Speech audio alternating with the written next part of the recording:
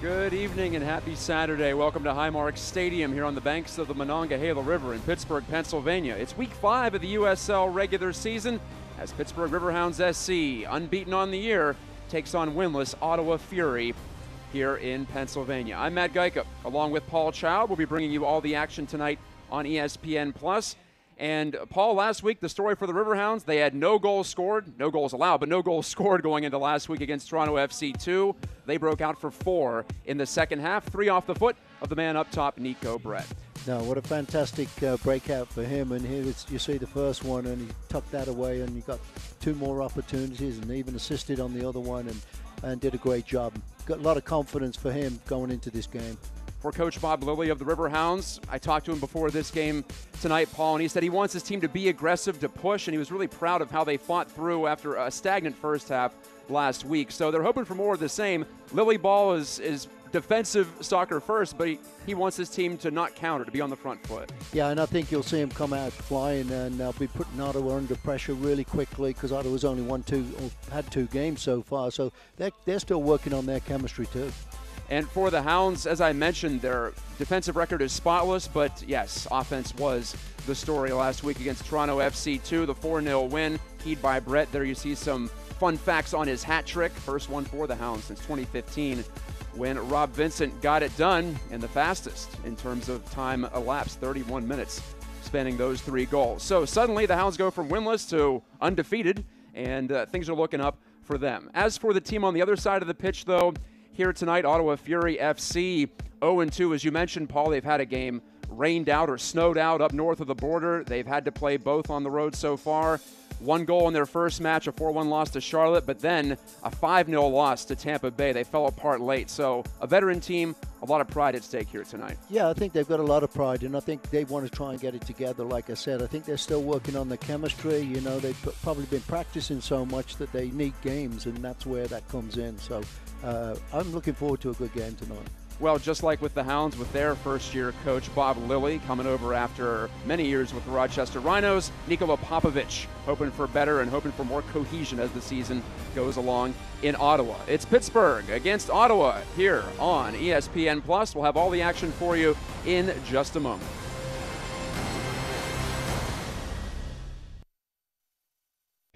Ow. Okay, I'm sorry. Okay. That one a little bit. A little bit right here? Yeah, right there. Well, it looks like we can treat this in just a cast. So is this your first time getting a cast? Yes.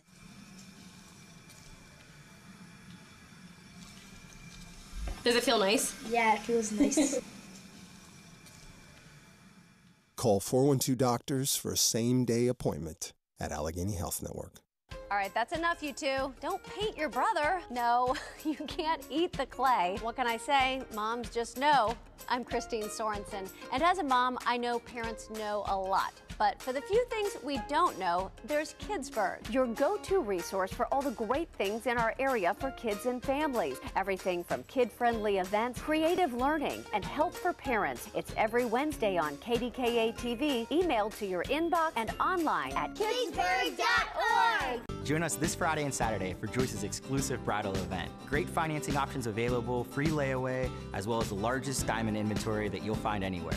Wedding weekend is here, April 20th and 21st. Joyce's Jewelry is offering 30% off all engagement rings, wedding bands, and settings. That's right, 30% off all engagement rings, wedding bands, and settings. We'll see you soon at Joyce's exclusive bridal event this Friday and Saturday. At Joyce's Jewelry. Through the years, you've done right by investing in your home. And now, you can use that equity to borrow money for the things you need. With a low 1.99% APR and no fees, you can apply for a home equity loan online and use the money to upgrade to that minivan, make home improvements, or finance college. At Clearview, we can help you find ways to use the equity in your home for more important things. Let us help. Visit us online for more information.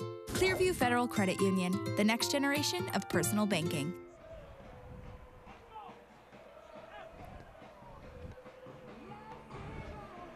Just about set to go from Pittsburgh, Pennsylvania. This is USL Soccer. I am Matt Geica, along with Paul Child. You're about to watch the Pittsburgh Riverhounds SC hosting Ottawa Fury FC.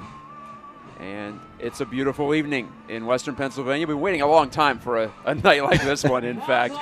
And so is Ottawa, really. They've been training north of the border, training indoors. They've been on the road. Here's what they look like. They're starting 11. A 4-3-3 formation here. Maxim Crépeau gets his first start, first appearance of the year between the sticks. Crépeau, the former FC Montreal keeper. The Hounds have some familiarity with him. And at the top of that formation, Steven Dos Santos, the Cape Verdean striker. He played for Bob Lilly for a couple of seasons up in Rochester, so the Hounds are familiar with his abilities.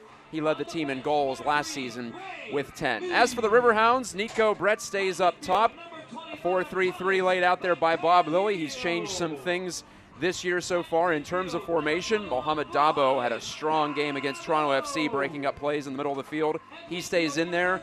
Kevin Kerr not getting the start. Kenardo Forbes will be one of the attackers at the top of the formation. And also, Jordan Dover is out. On the back line, Andrew Lubon is in. Daniel Lind gets his third start in 4 matches for the Hounds. Lind, like Kyle Morton last week, yet to give up a goal. The Hounds have yet to concede on the season. Paul Child, just one of 2 teams in all of USL that have not been scored upon. So really a fantastic start in that way. Can't lose when you don't give up a goal. I know that much. And that's for sure. I mean, Bob's always had really strong defensive teams, and, you know, strong offense is a good defense. So that's what he's looking at, I'm sure. And they've done very well. I mean, they've kept the games that we've seen here have been real sparse shooting, or got him behind the players and got chances inside the box. So I'm sure he's looking to try and do that again in this game and get some more offensive generation again. As we mentioned in the open, this is a more veteran Ottawa team than what we saw last week in Toronto FC2. Toronto FC2 is the B team for Toronto FC of Major League Soccer. So yeah, they're going to work in some prospects more often than not.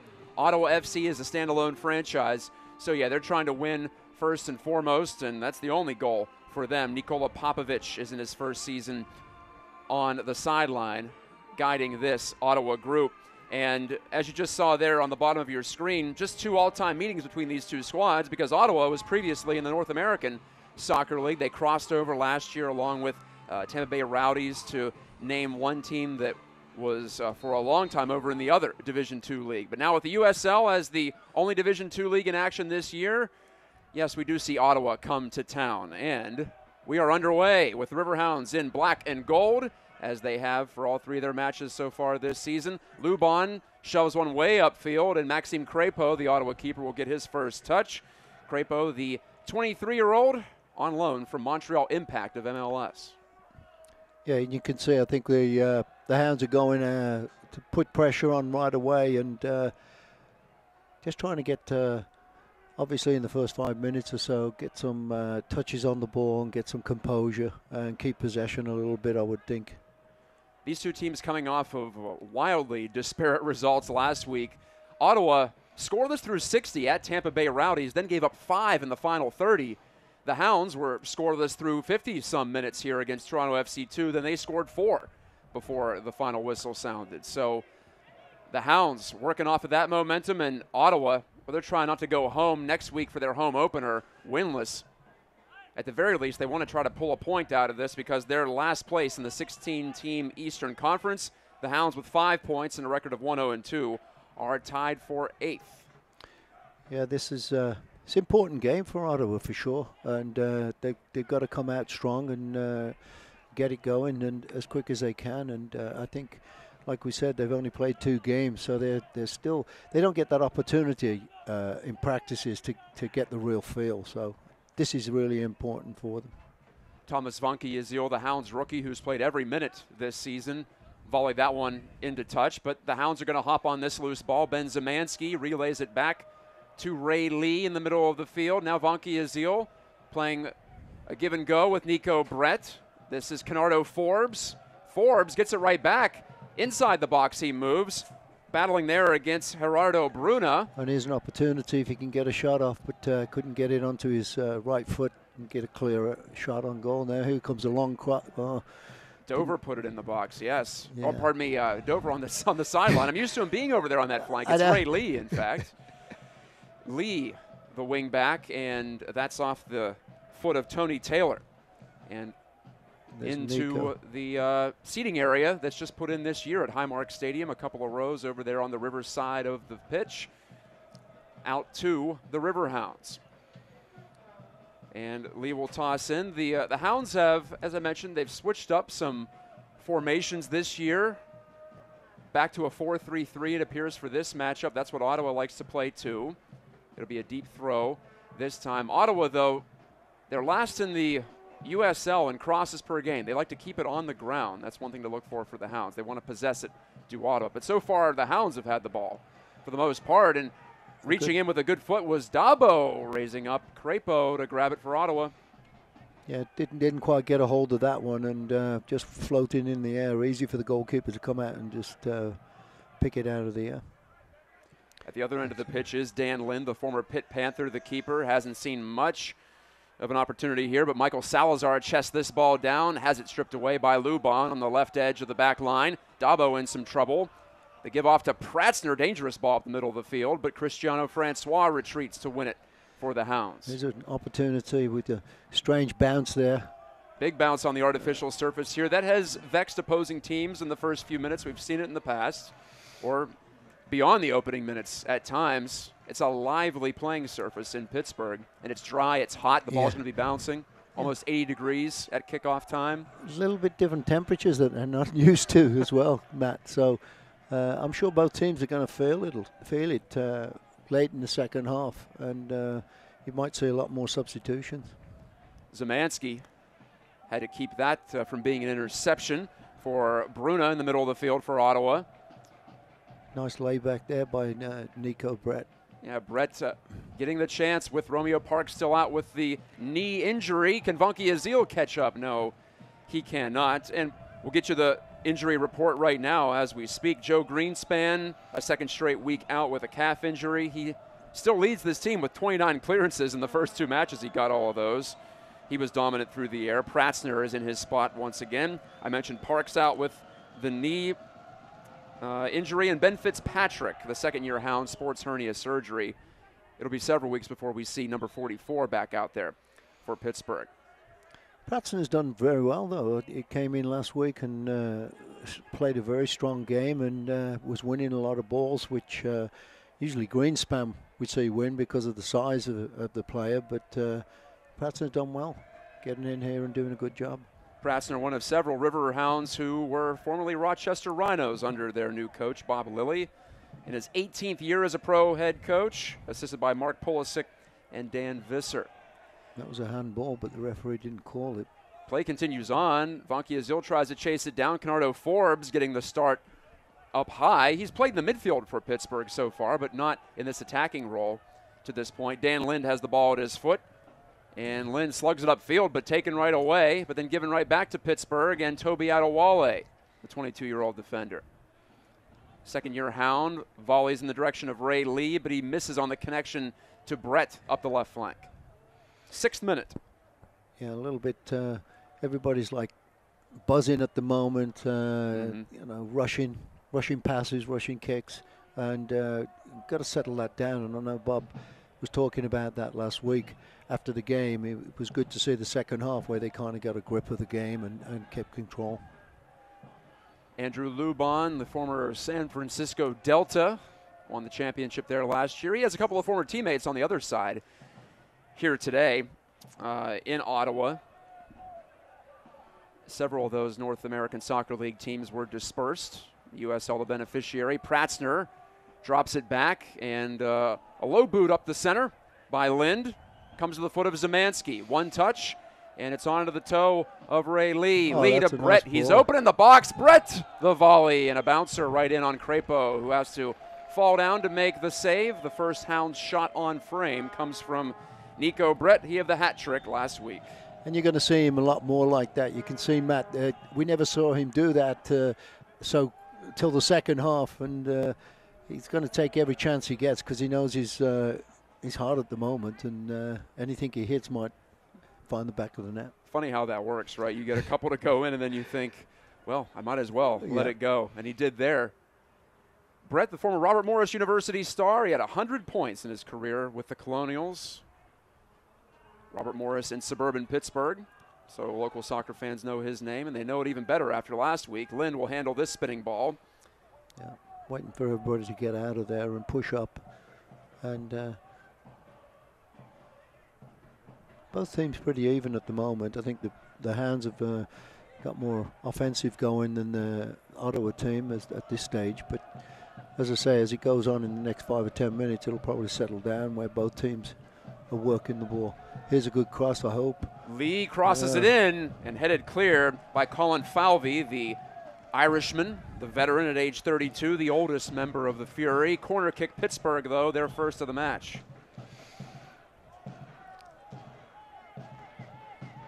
And Canardo Forbes will put the right foot into it. Forbes, the man from Jamaica, one of a few on this Hounds club. Forbes leans in, back post ball. Brett, can he keep it alive? He does! Crapo rises high to snatch it.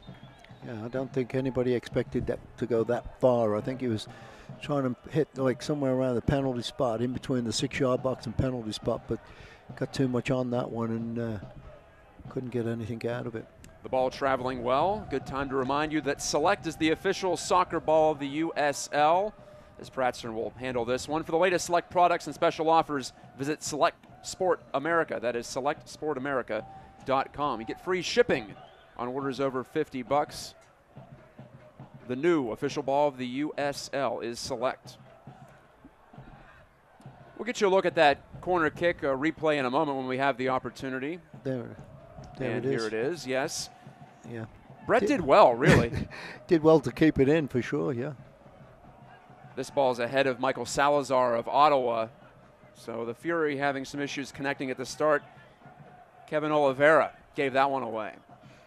Yeah, we were talking earlier a little bit about the chemistry, trying to get that together, and we kind of saw some things like that with the Riverhounds in the first 2 games or 3 games, and the third game obviously was much better, but getting that understanding with each other, knowing where the player's running, is he expecting it, where does he like it, on his right foot, his left foot, and thinking about those things as you're knocking it into a player. There might not be a sport in which chemistry is more important than soccer, with all the touches on the ball you get and all the free-flowing play that there is. Luban with a excellent volley with the side of his foot, kept that out of danger. Now Pratzner on the back track, heads it clear over to Forbes, who helps out, putting in a defensive shift there. And now Vanki Azil gave it away to Colin Falvey inside the touchline. The captain of Ottawa belted it right back to the Hounds back line. That's Rado Wale will handle. The Maryland native, second-year Hound. Yeah, need to switch this play. There's a lot more room over this side, but now going back across the middle. And here comes Zemansky. Ben Zemansky had an assist last week on Brett's second goal. Yeah. 133 MLS appearances for Ben Zemansky from Akron, Ohio. Francois to Zemansky. There's Dabo slicing it through the Ottawa formation, but maybe one too many or one too ambitious. Nice to see the Hounds looking for combinations on the top of the box now, like 1, 2, 3, third man run, this kind of thing, where we were locking balls high and into the center forward, which most teams have big, tall defenders that can pretty much take care of those balls 90% of the time. So combination plays on the edge of the box and laying the ball off for some good shots on goal and then following them up and looking for rebounds. I'm glad you brought that up, because in Nashville, that was really effective for Pittsburgh. They haven't really gone to it in the past 2, but perhaps feeling it a bit now, feeling confident after the 4-goal output. They haven't had fewer than 11 shots in any of their first 3 matches, even though they didn't score until last week. This goes out to Ottawa over in front of the Monongahela River. The Riverhounds are one of 6 unbeatens in the USL, and we'll get to that a little bit more in depth at halftime. But as I've said on numerous occasions, only they and Louisville City have yet to be scored upon this year. 1-0-2 is Pittsburgh. A road tie at Nashville, 0-0. 0-0 against Penn FC here, as Brett can't get that ball, is headed away from him by Falvey. Falvey handles another one. It's onto the shoulder of Steven Dos Santos. They call him Duba, last year's Fury goal-scoring leader. You might know him if you're a longtime follower of the USL from his exploits with Rochester. Yeah. 41 or 48 appearances with the Rhinos over the years. All of those under Bob Lilly. 21 goals in those 48. Here's Brett with 3 in a couple of appearances this year. Dabo chested it over. Now Francois is going to get a chance, and he can't chase it down. Just outside the 6-yard box. Cristiano Francois scored his first Hounds goal last week. What a screamer that was. Yeah, that was nice to see somebody other than Brett getting a goal, but you need that. You need a little bit of everybody's help and getting on the score sheet if they can, and that was a great goal that he put away in the bottom right-hand corner. The raindrops have begun to fall at Highmark Stadium. We have said that before. It still appears to be a pleasant night, though. The Steel Army's in full throat, as you probably hear over the crowd mic. This is USL Soccer on ESPN Plus. New partnership for the league. It's the new streaming home of the USL in the United States. Watch all the action throughout the 2018 regular season and the playoffs. Starting today, USLsoccer.com for more details. Forbes, he's open, and his shot was blocked up into the air. Crapo awkwardly pounds it away. That was an interesting looking development. Forbes found himself free. Bonky Azil, good fight to get his head to it first, but it's right to a member of the Fury. That's a good. But Oliveira had his attempted clear blocked. Hounds back into the box, and Brett heads it right to Eddie Edward, who clears it into his keeper. So the Riverhounds, Paul, we're seeing much like we saw last week, tilting the field, pressing the play up into the opposing end. Yeah, making it hard for Ottawa to get out of their end of the field, and have been down in their in the offensive third most of this game so far. So that's got to be promising. Yeah. No finishing touch yet, but the Riverhounds have had some patience this year. They went 2.5 matches without a goal, so if they can get through that, they can get through a few times bouncing their head against the wall in the opening 15 minutes of this one. But here are the Fury. Yeah. This is the team that likes to possess it. As I said, they have the highest passing completion percentage, some advanced stats for you, in the Eastern Conference. But this one's given away. That's not a possession-oriented play by Chris Manella, the trialist who made the club this spring. Yeah, they keep knocking these long balls down the left side, and usually the player down there, I can't see his number right now, but he's usually picked up by 2 defenders, so he's getting no chances with those kind of balls anyway. Well, they're making a liar out of me, because all that I've read and seen, Ottawa has possession and played the ball at the middle on the ground. Maybe they see something in the Hounds. They saw something on video. Who knows? But you're definitely spot on with that. They have tried some deep plays,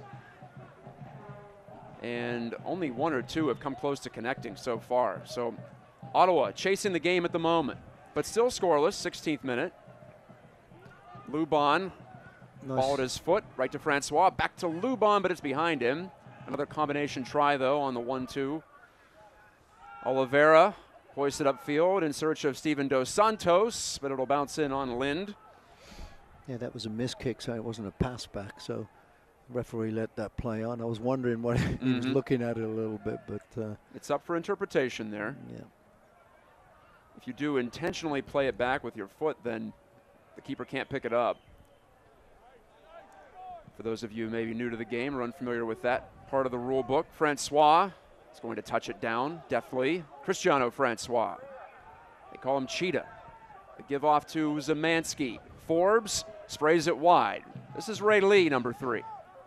Lee to the middle. Bonky Azil. Hounds banging it around the yard right now. Yeah, keeping possession well here, just trying to create some openings. And Brett to Forbes over there near the edge of the 18. Brett and Forbes have the Hounds' 2 best looks so far in the early going. 2 Jamaicans. Bonky Azil, the Frenchman. Well won there. Did well, but right back to the Hounds' back line.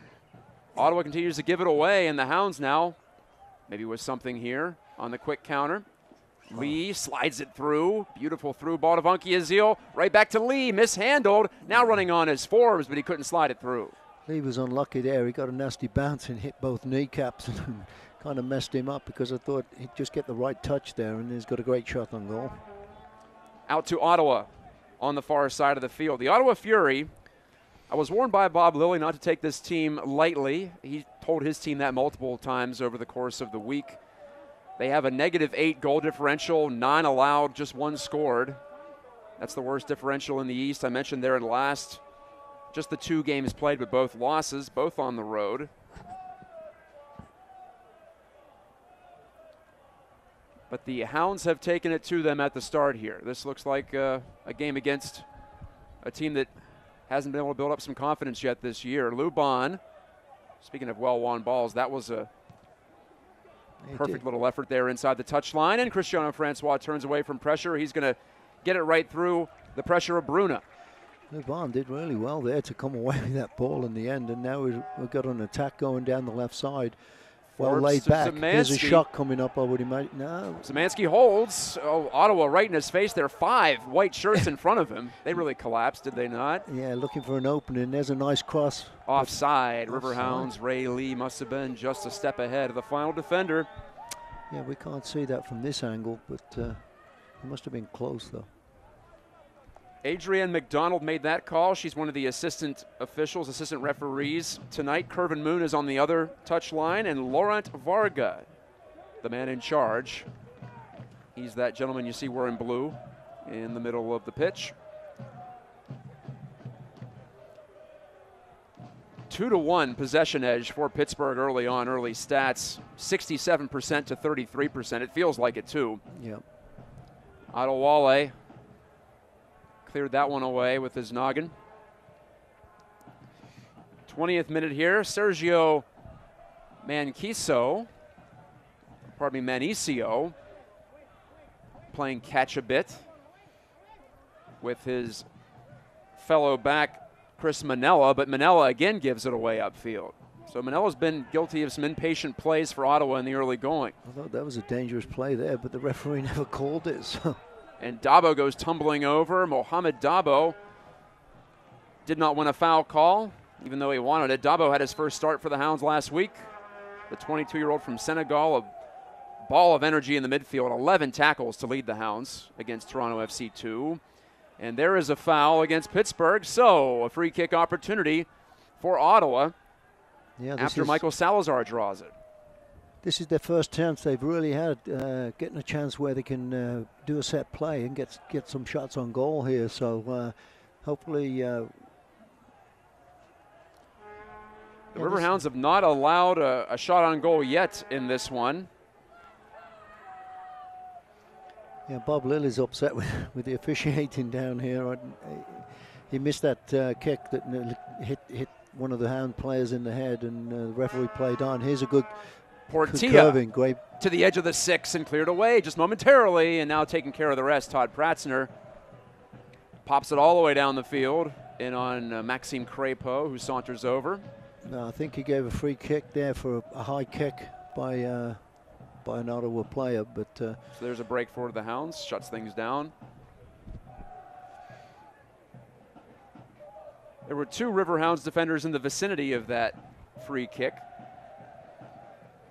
from Christian Portilla. It was a nice taking kick, actually. It was bending away from the keeper, so he couldn't come out and win it. So I'm sure they've got a lot of set plays, what they want to use, but the Hounds did very well there defending that. Christian Portilla, one of those San Francisco Delta players. They won the NASL last year. They're all around the league. Here's Luban, another one of them. Keeps it in play, but just briefly, and then gave it up, as it turned out. But he got it right back with a good fight away from Salazar. Luban runs through, and we have a call against Ottawa. So Luban won the foul call. Yeah, that was kind of a 50-50 one. I was a little bit surprised by the Hounds getting a free kick there, but quick one taken at the back, switching the play again, trying to look for these openings. Then Adewale was hit hard after letting that long ball go down the right flank, and Cristiano Francois he'll hand off the ball, but he was there in the vicinity. He was the target of that. Francois is one-on-one here. That was a nice switch of the play where you see the player on one-on-one. Get it to him if you can, because Francois can take players on really well, and I'm sure that Bob's been working on those kind of plays too, getting those guys freed up. Prassner on the back track, volleyed that ball into the bleachers. Pittsburgh against Ottawa here at Highmark Stadium. This is the third straight home match for the Hounds. Last week was supposed to be in Toronto, but poor pitch conditions at BMO Field moved it to Pittsburgh, and they took advantage with the 4-0 victory. They'll be on the road next week at FC Cincinnati. Look for that one on Pittsburgh CW in addition to ESPN+. Always a tremendous atmosphere in Cincinnati. What a success story for the league that franchise has been. Tapping a loose ball is Oliveira to the middle. Eddie Edward is on the move. Edward stepping up from his back line position and couldn't find anybody in particular. Yeah, that broke down pretty simple. Just trying to, again, communication and chemistry kind of not there. The player looking for somebody to run onto that, and nobody seeing it. So Ottawa has just 3 shots on target in 2 matches. 2 last week and 1 in the opening week against Charlotte Independence. Brett nearly maintained possession inside the line. Still in somehow. Lee in a Greco-Roman wrestling match with Tony Taylor, and it'll go over to the Hounds on the throw. It's a free kick, actually, and they took a throw in.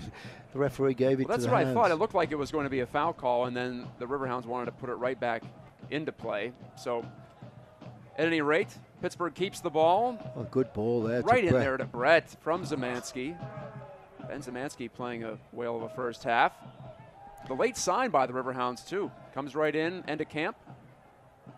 Looks like a shrewd pickup for Bob Lilly and his bunch. He's done very well for the team since he's been here. He works really hard, and you can see he's all over the place. He's not only just in the middle of the park. He's on the left wing. He's on the right wing. He's getting himself open right now. Francois tumbles down, and well, the referee Varga wagged his finger at Francois. I think he was saying it was an embellished play by Francois, trying to draw the whistle. He did not, and then eventually it goes over to Ottawa. Yeah, he just lost his foot in and couldn't keep up, and tried to make it look like an infraction. But we've been talking about Ben Zemansky and his work rate. It bears mentioning that Kevin Kerr is not in the starting lineup today. That's a rarity for the Hounds. He played 32 matches last year, didn't miss a single one. We'll see if he comes off the bench for Bob Lilly, but that's something different. Oh, a strong challenge from Salazar. I thought that could have been a foul with Luban sprawling to the turf. Instead, it's right in on Maxime Crépeau, the Ottawa keeper. So what do you make of that, Paul? Kerr on the bench, and he's been subbed out late in the last 2 as well. I don't know. It's a little bit strange to not see him out there, Matt, as we know. You know, he's a workhorse and does a lot for the team and creates a lot of opportunities. And it may be a tactical thing with Bob. I mean, he's been taking him off. He took him off the last 2 games before the end of the game, which I know Kerr is you know, chomping at the bit and doesn't want to be taken out of the game. But maybe he's going to get him in here later on, and hopefully sees him really pick his game up and create some havoc back there for the Ottawa team. If you're not familiar, if not a Riverhounds fan, Kevin Kerr, the 29-year-old Scotsman in his 6th year with Pittsburgh, just moved into the 3rd place all-time in franchise history in appearances last week. He's been Mr. Everything for the past 4 seasons. Francois, a dangerous chance across. Oh, headed just wide by Nico Brett. That would have rolled the highlight reel. Boy, that was unlucky, and I think if we do see a replay of this, you're going to see he didn't quite get his head on it, and it hit his shoulder in the end and kind of like veered the ball past the right post, actually. Well, the ruling is that it was off an Ottawa player, so it'll be a corner kick for Pittsburgh. I didn't quite see that, so it apparently touched Colin Falvey last, or at least that's the call. Okay. It might have been. It might have been off of Falvey. It might have been on target then and then got deflected. Forbes, a low corner. It comes free. Oh. Brett volleys to the far side. Thought he had a chance to have it. Goal. And instead, Alawale has a hard time controlling it, and he can't. Throw in Pittsburgh out near midfield. 2 corners for the Hounds. That the most dangerous, the more dangerous of the 2. You're seeing Nico Brett making these runs, though, and Francois, he's shown an ability to fire a cross in accurately so far this season, too. Francois is getting some space here as well. He's not getting, you know, the only thing the defender can do is get over there and knock the ball out of bounds. And here's a great opportunity. I thought a great layoff there from Brett. Chris Manella made the saving play for Ottawa. Ottawa Fury. Salazar. The volley into the middle of the field, taken away. Ben Zemanski, but right back to Portilla. Can't make anything happen for the Fury. Zemanski shoulders it down. Vunky Azil the volley. Had Brett breaking, but Falvey was there, last line of defense. Yeah, if he'd have missed that one, Brett would have been one-on-one with the keeper. Right through Vunky Azil again. The Hounds knifing into the box, or trying to, but Forbes unable to get around his man over on the edge of the 18. Goal kick. 29th minute. The Hounds are sniffing at it, not quite connecting. Yeah, but I think Bob's got to be happy with the way they've started here, Matt. You know, there's some constant pressure on Ottawa, and they're really not letting Ottawa get any feeling for the game. It's like long, high balls, and another one there, Hounds win it back, and it's a free kick apparently. Both players are hurting a little bit here. It was after Lubon went up for it, and one of the Ottawa players, Salazar, with the unmistakable blonde dye job on top, he's staring up into the heavens, which have stopped spitting rain on us, thankfully, so far. Well, what am I complaining about? We're indoors here. Matt Kuika with Paul Child. We're not the ones facing the elements. And it's 80 degrees too, so. It is all right. We have all suffered enough this spring. I put spring in quotes. It hasn't felt like it at all. Prassner, here's a deep ball for the Riverhounds. Can they find it? Brett rose up, unable to get it, but Forbes will take the misplay here from Eddie Edward. Canardo, Forbes has Lee running, and a miscommunication or just a slight misfire on the pass, in fact. They were both on the same page, but not well weighted by Forbes. Out again for a goal kick. Yeah, I thought Forbes was faking that pass, and he would have cut it back with his right foot. He'd have had that defender go towards Lee, because he was making a good run and dragging that player with him. So that would have been a great time to turn with it and wheel and deal.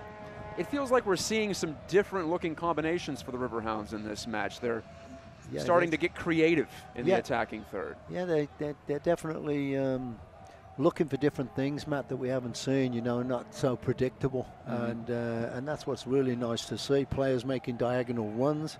I've seen a few of those, which we were lacking in the first two games of the season.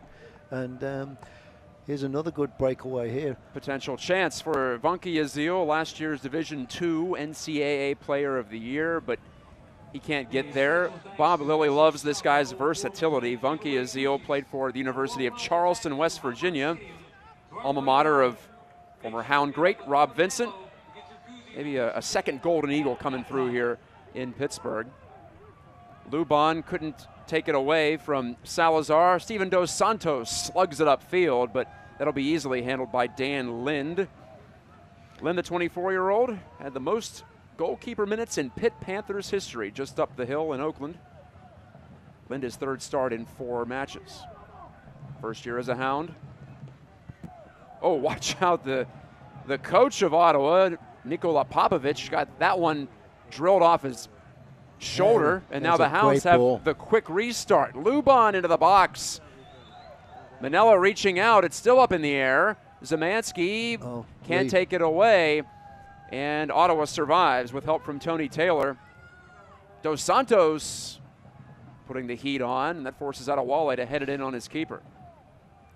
Yeah, Lee Ray did well there, actually, and then just couldn't get it back onto the ball, but Hounds again trying to get it calmed down again and get possession, keep the ball, knocking it around a little bit. Pratzner turns it up, and it's Francois from a standstill, just inside the line. The first half hour has passed, and much like the first half hour of the first 3 matches, it's scoreless for the Hounds. Yeah, Bob Lilly getting on to Francois. I think he wants him to get the ball and go down the line and get some crosses in. He didn't need to. The last couple of times he's taken the ball inside where all the bodies are when you've got 1 against 1, which he's very capable of going by.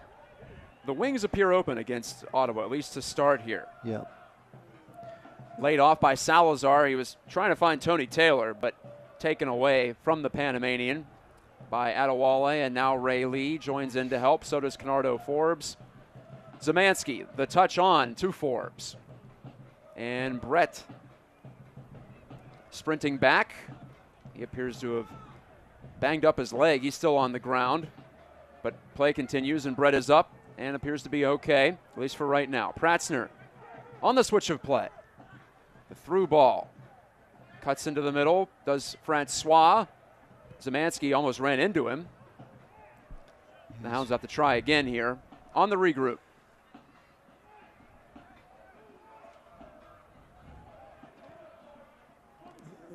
Adewale deep to Francois. Bounces right by him. What's the call? It's a throw for Ottawa. Francois thought it, in fact, ticked off the Fury defender. I think the linesman was waiting for the referee to call it because I think she missed it, actually. She wasn't quite looking at it. I think she did too, yeah. It was a delayed call, like I said, and now Manicio will have the throw. You just saw in the replay poor Nikola Popovic taking the worst of that volley right near the sideline. Suppose that's the risk you take as a coach here if you're going to be right on top of the action. Most coaches are. They don't like to sit. Too much nervous energy. Forbes. Good ball there to Zemansky. The one touch. Brett right back to Zemansky, but away from him. But a foul against Ottawa on that little combination play that hands possession right back to.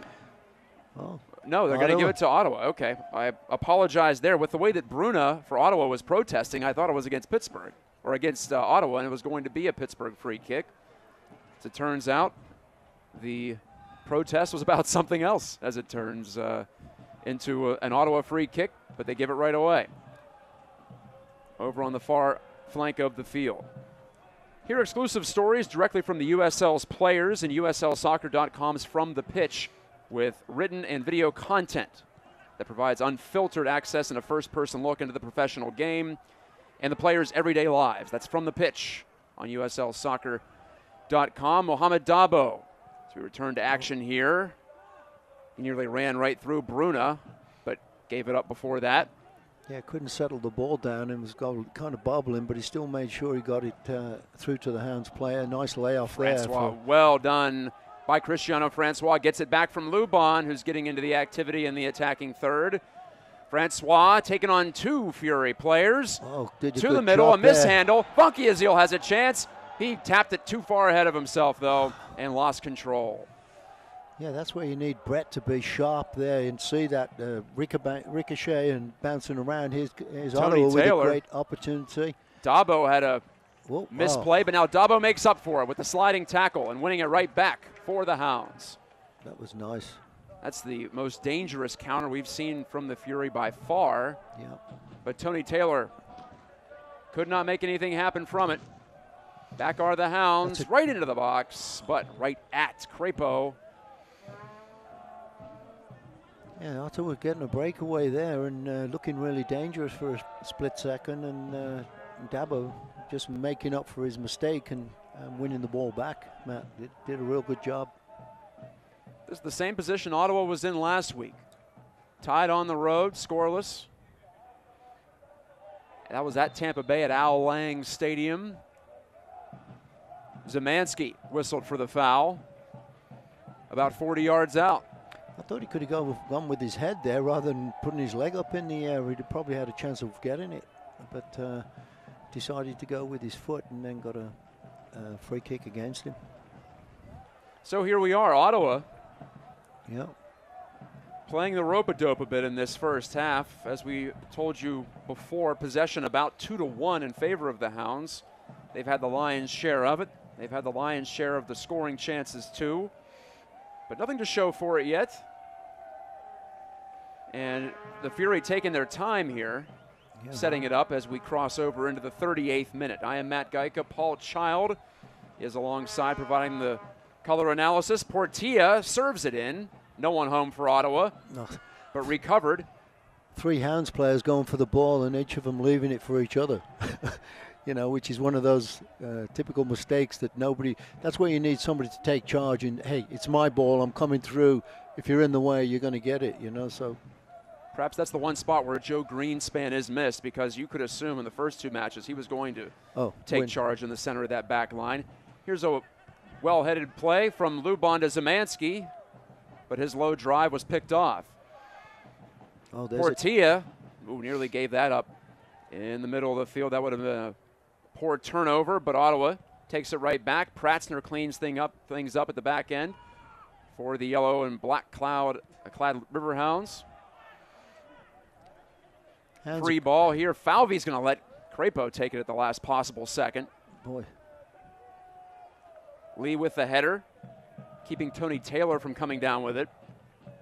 Ottawa pushing up a little bit more. You can see now, Matt, they're not staying with 4 in the back. They usually got 3, and now they're trying to, I think, create some offense. And Tony Taylor there. Crafty. A side-footed volley misses the net. Boy. From right in front, Kevin Oliveira, right at the penalty spot almost.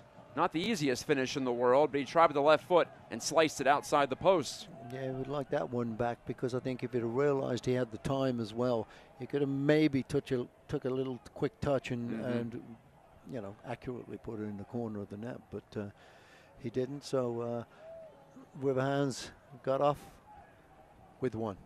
Yeah, he got it on the outside of his left foot and sliced it.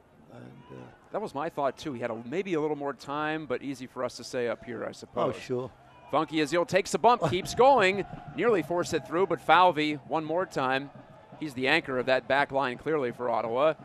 And Pratzner backtracking. He's playing that role for Pittsburgh with Greenspan out and doing so solidly. Yeah. Not as much height, but he has taken command. Adewale, the other central defender for Pittsburgh, in all 4 of their matches he has started. In fact, in all 18 of his appearances for the Hounds, he's been right there from the beginning. Lee with the hopping header that skids out, 40th minute. I don't think he was really looking for anybody. He just thought safety, get it out of there. Just wanted to get rid of it. Did Ray Lee, the former Rochester Rhino, who leads this club with 15 tackles in his debut season in Pittsburgh. So many new faces with the Riverhounds. All things considered, though, a fine start. 1-0-2 through 3 matches. And in a battle here with Ottawa, as the Fury start to find their footing just a bit as this first half moves along. Zemansky's going to go deep, and he's going to find Brett, but offside is the call. The flag's in the air. Brett claps. Yeah, she was waiting for him to touch it, because I thought he was in an offside by about a yard, and the linesman was waiting to make sure he did try and get possession of it, and called the offside. Into the last 5 minutes here, Matt, and the Fury kind of getting back into it right now and getting more possession and creating some chances. We haven't seen them down in the Hounds' End too often, but here's Salazar's header. Yes, they've absorbed some pressure here. Yeah. And let's be honest, they were on their back foot for much of this first half, but looking better. Yeah. As play has continued on. Not on that attempted pass, though, as Portilla just gave it up. The coach wants to go crazy at that guy, I would imagine, but giving it away that easy. But here we go with Nico Brett there. And a one-on-one with Manella. Brett, the 26-year-old. The hat trick last week, the 3rd hat trick in USL play so far. We've had 1 in each of the past 3 weeks. So whose turn is it this week? As we are in the 5th Saturday match day of the season. Crapo off some friendly fire there. Yeah, quite real quick throwing and really negative, you know. Threw it right to the Fury player, and who headed it back to the keeper. But yeah, no plan. It didn't look like anybody had a plan for that one. But now the Hounds on the far side of the field. Lee going to take a throw in here. and being pushed back, way back. And now the balance is, do you want to press toward the end of the half, or are you happy with this and you don't want to take any chances? I bet the Hounds want to try to push and get one before the half. That would make all the world of a difference here as we head into the second 45 minutes. Yeah, I think Bobby would love him to, really put some pressure on towards these last, into the last 2 minutes of the into the game. I don't think there's any real stoppage either. So it's probably going to be, if we're lucky, 1 minute. But I think you have to read the situations though, Matt, and that's where good teams do really well. And when it's on to go, and or go full out, and when it's not, don't take that chance and then get caught with a counter attack. So as you can see, these balls bobbling all over the place in the middle of the park here, and now the Hounds have come away with it.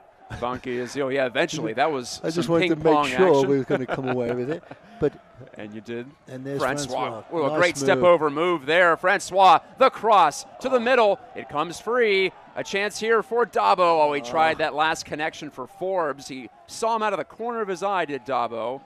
Yeah, I thought Dabo should have had a shot there, though, to be honest with you, Matt. It was bouncing just right on the top of the D. But I don't know whether he's comfortable with long shots, but you got to take those chances when you got that chance. Mohamed Dabo, last year a Penn FC stalwart, led the team with 78 interceptions, but yeah, not known as an attacking midfielder at all, as you see him in more of a holding position for Pittsburgh. And that has a lot to do with it too, Some people would rather knock it off to somebody else than don't feel confident enough. And well, here's a chance maybe for Zemansky. He turns and goes, but well, picking that up out of the night sky, Maxime Crepeau, who's had an active half. He's had to handle plenty of crosses.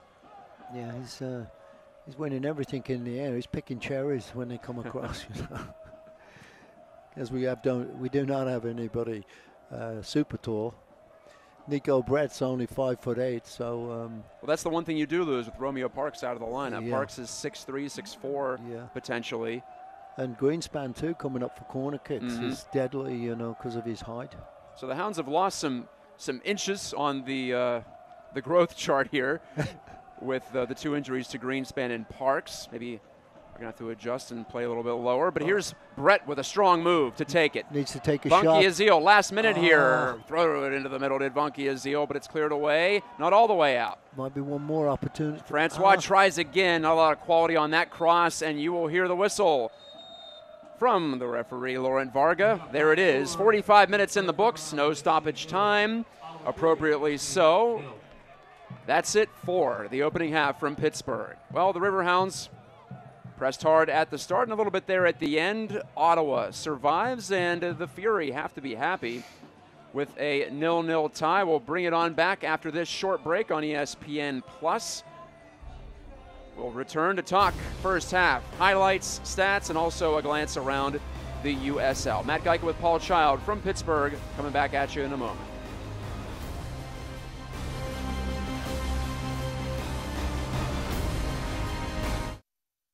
Through the years, you've done right by investing in your home. And now, you can use that equity to borrow money for the things you need. With a low 1.99% APR and no fees, you can apply for a home equity loan online and use the money to upgrade to that minivan, make home improvements, or finance college.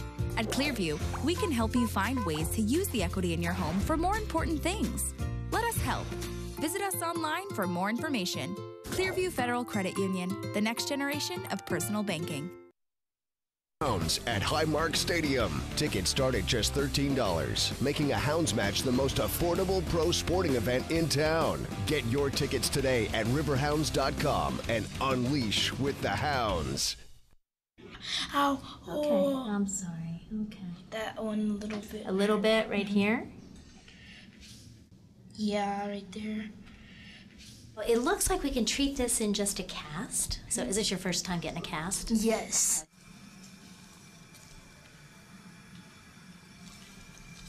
Does it feel nice? Yeah, it feels nice. Call 412 Doctors for a same-day appointment at Allegheny Health Network. Join us this Friday and Saturday for Joyce's exclusive bridal event. Great financing options available, free layaway, as well as the largest diamond inventory that you'll find anywhere. Wedding weekend is here, April 20th and 21st. Joyce's Jewelry is offering 30% off all engagement rings, wedding bands, and settings. That's right, 30% off all engagement rings, wedding bands, and settings. We'll see you soon at Joyce's exclusive bridal event this Friday and Saturday. At Joyce's Jewelry. Hounds at Highmark Stadium. Tickets start at just $13, making a Hounds match the most affordable pro sporting event in town. Get your tickets today at riverhounds.com and unleash with the Hounds. So they get some fast play tickets if they make it one of our targets. All right, Eric, want to go? Give it up for Eric. At halftime in Pittsburgh, Pennsylvania, I am Matt Geica. Pittsburgh soccer legend Paul Child is alongside. We are very privileged to be with you, bringing you USL Soccer, the United Soccer League, in Week 5 already. Feels like the start of the season, though, with the way the weather has broken and springtime has arrived on at least the eastern half of the country. But you know what, Paul? Rain or shine, snow or wind or rain, whatever, the Riverhounds have not allowed a goal yet through, well, now 3.5 matches. Here's a look at some of the main men on the back line. We talked about Joe Greenspan, although he is out for the past 2 matches. But Toby Adewale, 22 years old, I'm impressed by his poise back there, aren't you? Yes, he's done very, very well. And, you know, all of the guys, Ray Lee, Jordan Dover, who's not in tonight, but he's been playing pretty well out wide. And I think it's interesting to see how Bob's kind of changing them around a little bit, and nobody getting a set position, so players actually fighting for places. And I think that may be his tactic with Kevin Kerr too, you know, fighting, get back in there and really do the stuff that they need to do. Well, we've heard it throughout the USL and USL circles over the years, Lily Ball. Bob is a defensive-minded coach. Yep. Every time I talk to him, though, he always says, I'm not just a defensive guy. I want my team to be aggressive. I want to play on the front foot. But there's no running from it. You go back to the Rochester Rhinos of 2015. I keep thinking about that team, and they allowed less than a goal per game throughout the course of the entire season. Just lost once all year. They were okay with 0-0 on the road. This year's team might have more firepower, in fact, than that Rhinos team. So they're trying to mix and match. But overall, the bedrock for the Hounds has been D, and it's been as expected. So you have to give him a hand for that, right? Oh, yeah, definitely. And Bob Lilly, I brought Bob Lilly here to play for me, actually, with the Pittsburgh Stingers. So you're taking credit then. And I played with him in Harrisburg when we were playing indoor soccer. And Bob's always been a great defender, and that's where it comes from. Obviously, it would be like me trying to, you know, I'd be an offensive-minded person compared to Bob. And Bob's always been very, very strong defensively. But like you say, I think he's looking for a change here, and he doesn't like getting dubbed as a defensive guy. But as we said, you know, a good defense is a good offense. So, you know, we'll stay with it. That's how you win the ball back, right? If you do that, you can turn it into an attack in a hurry, as we saw last week in that 4-0 win. Anyway, we'll take you away to a continued interview series with the president of the fast-rising USL, Jake Edwards, right now. Hi, we're being joined today by Jake Edwards, president of the USL. Just getting ready to kick off an exciting 2018 season. Jake, thank you very much for joining us today. My pleasure. So, Jake, the expansion this year has brought a large group of new owners to the USL to complement this already very strong base of ownership that we've seen that's really led to the success of the league. Talk about the USL ownership group and what these new folks are bringing. Many of our owners, I'd say the vast majority of our owners now, have owned and operated sports organizations in multiple different leagues. They bring with them a real understanding of the economics of sport, what's required in terms of an investment level in the facilities, in the community, in all the different programs that our teams run. So for me, it's a privilege to get to work with all of these very experienced businessmen and women on a daily basis, and I'm just constantly thrilled by the commitment and investment they have into their local communities and ultimately into our sport. The new owners that are joining our league now are coming in every year with bigger ambitions. For us, we continue to drive value from a business point of view. The model continues to attract more and more sophisticated owners into the league, and that's something that we believe will have such a positive impact on the future of this league. And the new initiatives that we want to embark upon. Last year we surpassed 2 million in attendance. Talk about what your expectations are for this season, and in terms of attendance at live games and just overall awareness of the league. Yeah, our fans are the lifeblood of this league, as they are for every league. We've seen the support for our clubs grow exponentially. We're already significantly ahead of where we were this time last year on average per club for season tickets. I think it speaks to the excitement. It speaks to what's happening in the local communities. It speaks to the all of the things we're trying to do, building new stadiums, creating more exciting, authentic environments, attracting better players, having a more competitive and compelling league. I think it's, at least for the league office here, a substantial investment in content production and infrastructure around the broadcast, around the digital and social. And so we take great pride in growing that area of the business and engaging with the fans from a team point of view and a league point of view. Together, you're creating a brighter planet by using the wind and the sun for good. Well, there you go. You heard it from the boss. You can check out that full interview, watch the whole thing with USL President Jake Edwards on YouTube, youtube.com/USL. Easy as that. Let's go on to our weekly celebration of the goal of the week. Here it is, as voted on by you, the fans. And, well, you always get a chance to chime in here. Nashville, the newest club in the USL, a cutback, and then a ball into the bottom left corner of the goal. Here, Paul, just a nice one-on-one play here from Wynn. Yeah, he took control of that, and the blue players were like, it was going around cones, actually, and because nobody had decided to go in there and make it difficult for him. Wynn, one of the members of the USL Team of the Week. Of course, there you see at the top, the USL Player of the Week, Nico Brett, the Riverhound striker, for his hat-trick performance, plus an assist last week. And you can play a part in both the weekly awards and also the monthly awards. You can have a say for the USL Player of the Month for March and for April, Save of the Month, Goal of the Month. Cast your vote at uslsoccer.com. You see a good mix here of East and West. And always awesome to see the best of the USL here during our weekly broadcast. Back in a bit, we'll take you back to Highmark Stadium after this break. Highlights, stats, and more. A scan around the league and the standings and who's doing the best. Matt Geica with Paul Child. We shall return. Join us this Friday and Saturday for Joyce's exclusive bridal event. Great financing options available, free layaway, as well as the largest diamond inventory that you'll find anywhere. Wedding weekend is here, April 20th and 21st. Joyce's Jewelry is offering 30% off all engagement rings, wedding bands, and settings. That's right, 30% off all engagement rings, wedding bands, and settings. We'll see you soon at Joyce's exclusive bridal event this Friday and Saturday. At Joyce's Jewelry. At Highmark Stadium. Tickets start at just $13, making a Hounds match the most affordable pro sporting event in town. Get your tickets today at riverhounds.com and unleash with the Hounds. All right, that's enough, you two. Don't paint your brother. No, you can't eat the clay. What can I say? Moms just know.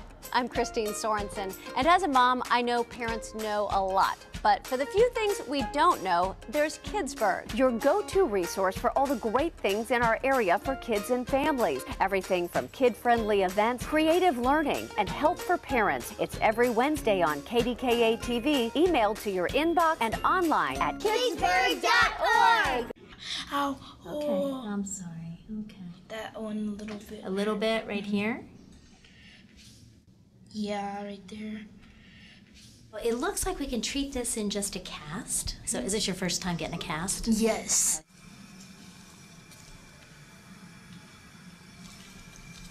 Does it feel nice? Yeah, it feels nice. Call 412 Doctors for a same-day appointment at Allegheny Health Network. Hounds at Highmark Stadium. Tickets start at just $13, making a Hounds match the most affordable pro sporting event in town. Get your tickets today at riverhounds.com and unleash with the Hounds.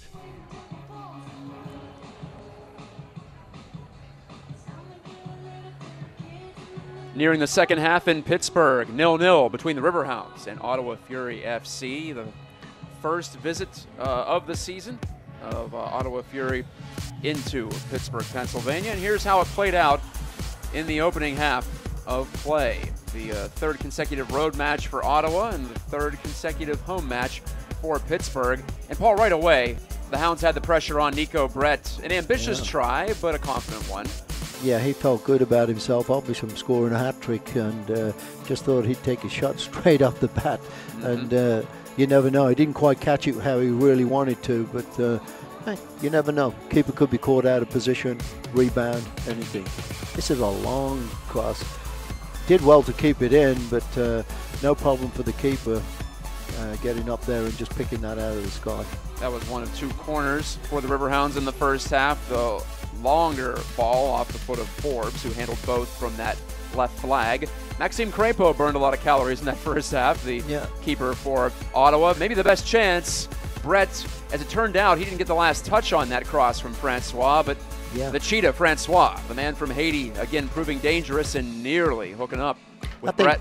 I think Brett was upset because he didn't really get a contact with his head and hit him shoulder and then hit the player on the way out. And this was an opportunity for Ottawa, and just their one chance, really. Yeah, really, and a little bit more composure. Maybe it would be a left-footed side foot into the bottom left-hand corner of the net, which I would have thought about. But you know, he was in a rush, and that's what happened. So again, confidence, and you know, when you've got a team that's winning, you feel confident. So that's where Ottawa have just got to work on it, and hopefully they're going to get better as the season goes on, but probably not too good in this game. Interesting stat sheet today, 2-1 possession edge, at least in the first half for the Riverhounds. They had 3 of the 4 shots, the only shot on target.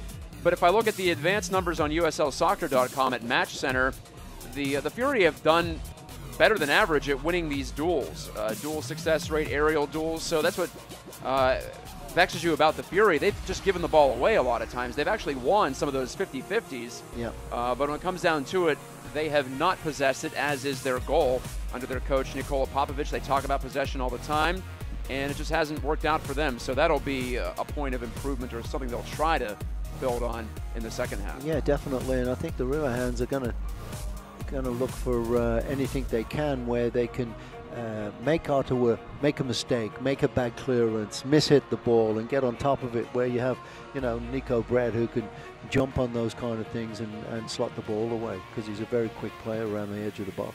The next home game for the Hounds will be against Atlanta United 2 in 2 weeks, and they'll still be unbeaten at that time. Atlanta United, one of 3 unbeatens, as you see there on your screen, in the Eastern Conference, 16 teams in the East. Louisville City, well, once again, very strong. They've become quite the favorite in this league in a short period of time, haven't they? They have a championship to their credit, off to a 3-0 start. But there are the Hounds, who have not made the postseason the last 2 years. So they're in a wonderful spot. And at least to this point, I know that there was some worry about the offense. But as we see here, Nico Brett, one of the 3 hat tricks in 3 consecutive weeks in the USL. It's hard to get, I think, fans around here really believing in the Hounds at the early stage, because they've seen teams fall off, but there's really nothing to be negative about here in Pittsburgh. It's been a good start for Bob. Oh, yeah, a very good start. And I think that's what we have to have more of, Matt. And I think you're going to start to see the fans as the weather changes a little bit. We started in some real cold temperatures and miserable nights in the first 2 or 3 games, so I think tonight was a good night, and obviously if they can come away with a win again, it just generates, and it's raining right now, but you know, a bit of rain is no problem when it's nice and warm. Here's some extra news and notes before, I agree with that, by the way. Here's some extra news and notes for the second half. As we said, 6 unbeaten teams left, 3 in each conference. The ESPN partnership, not just ESPN Plus, where all these games are streamed live, but also 6 nationally aired this summer on the ESPN family of networks. That's exciting for the USL, now the only Division II league in action in this country. 14 games to stream on ESPN3. And there's your Player of the Month. I told you could vote for the Player of the Month for April. Carlton Belmar of Swope Park Rangers. That's who Ottawa coach Popovich used to head up. Belmar, 4 goals, 2 assists in the month of March. The Hounds, one of the northern teams that was blessedly only given 1 March game. So they have some leeway in the USL schedule. This is the 4th match of 34, the biggest schedule ever in the USL. We are underway in the second half. The Hounds will move from right to left. Ottawa Fury FC. To our right they will move. And the Hounds got it back under control after taking it away from Ottawa and on the attack right away. Bunky Azil lays it out to the side for Lee. Tried the quick one-touch connection to Canardo Forbes. Corner kick. Corner kick, Pittsburgh, their 3rd and 1st of the second half. Forbes, hey, why not? He's handled the first 2. He'll take the 3rd as well. Yeah, this would be a great start to the second half if they can get a shot off on goal here. The 29-year-old Forbes. And in the air, puts it in there low, but he tried to go front post, and it's cleared away by Ottawa. Forbes rushing hard to keep it alive, and he does, just inside the corner flag. Here's a fine ball off for Lee. Couldn't get it through on the first chance. Here's a second opportunity to the middle, and a great save by Crapo. My goodness, I believe he robbed Nico Brett there from close range. Yes, he did. Nico thought that was in the back of the net. When you're that close and you hit it, you think it's got to go in, and we'll probably get to see a replay of that. But right now, Hounds still putting some pressure on here. And there's a foul called by the assistant referee. Yep. Francois writhing in pain as he was tripped.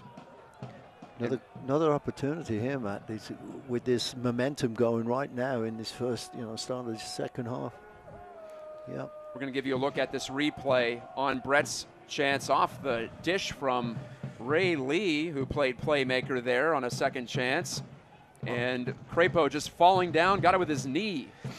Crapo being in the right place at the right time there, because if Brett had have got a deflection like to the right of him or to the left of him, or really, he didn't have time really to place that. That's all it was. The goalkeeper trying to make himself big. Low cross into the box. Lubon on the end of it for Pittsburgh. Throws it right back into the mix. And headed clear by Falvey. Colin Falvey has been solid for Ottawa. Nice ball there. Cristiano Francois wins it. Over there is Forbes. The low ball. Not sure who he was going for there, but Forbes gives it up. It's intercepted by Gerardo Bruna, who clears. That was a great opportunity there, and he needed to do better with it. But he just hit that ball hard and low, and all you could see was 3 white shirts there, and that's where it needed to look up and check out who's at the far post maybe, and just chip that over to the far post. 2 saves now for Crapo on this last one, looking more like a hockey goalie than a soccer goalie. Yeah. Just make yourself big and let it hit you. And hey, Ottawa's a hockey town too. They know what we're talking about. The Fury on the pitch here, 2nd season in the USL for Ottawa Fury FC. Looking forward to their home opener next week. Edward will get the throw. And speaking of Canada, the Riverhounds have never lost to a Canadian team. I don't know if this means anything, probably not, but they're 7-0-3 combined against Toronto FC2, FC Montreal, now out of the league, and Ottawa FC. Yeah, I wouldn't have thought of that stat. Yeah, neither would have I, but it was in the game notes, so I wanted to throw it out there. Thanks to Anthony Meyer in the Riverhounds front office. He does a wonderful job compiling all this stuff. Yes, he does. 1-0-1 against Ottawa last year were the Hounds, but it's a totally different Ottawa team, totally different Riverhounds team, just as much, if not more so. Edward with the toss to the chest of Tony Taylor, and right back to Eddie Edward, the Ottawa native, one of a few on this Fury squad. No Pittsburghers on the Riverhounds.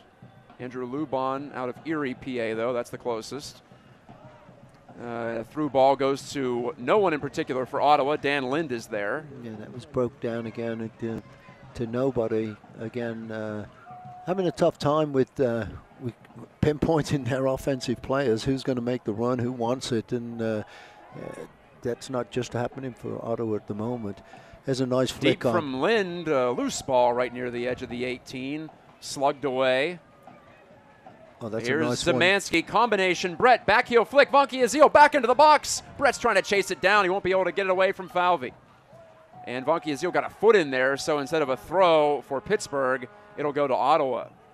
Yeah, it's a throw into Ottawa. And Hounds putting the pressure on right up from the get-go here. And which you like to see, which they kind of did last week and turned things around. The first goal for Brett came in the 52nd minute for reference. So right around this time, they poured it on. And as Bob Lilly said, the floodgates opened, the dam burst, whatever metaphor you want to use. 4 goals in under 40 minutes. Ottawa's Gerardo Bruna, the Argentinian, couldn't find any space. Gerardo Bruna trained at Liverpool, also Real Madrid's Youth Academy. Talk about pedigree. Yeah, that's nice. He's been in pro soccer for a long time now, over 10 years. At just age 27, they start him early in those academies. Real early.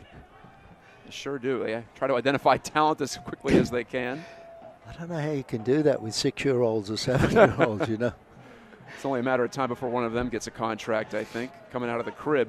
Yeah. Mohamed Dabo couldn't find any space there, but Ray Lee will handle the throw. That's Lee, a nice long the throw Maryland native, the lobs it over the top, looking for Brett. Lee has it again, nods it forward with some power, but over Vunky Azil.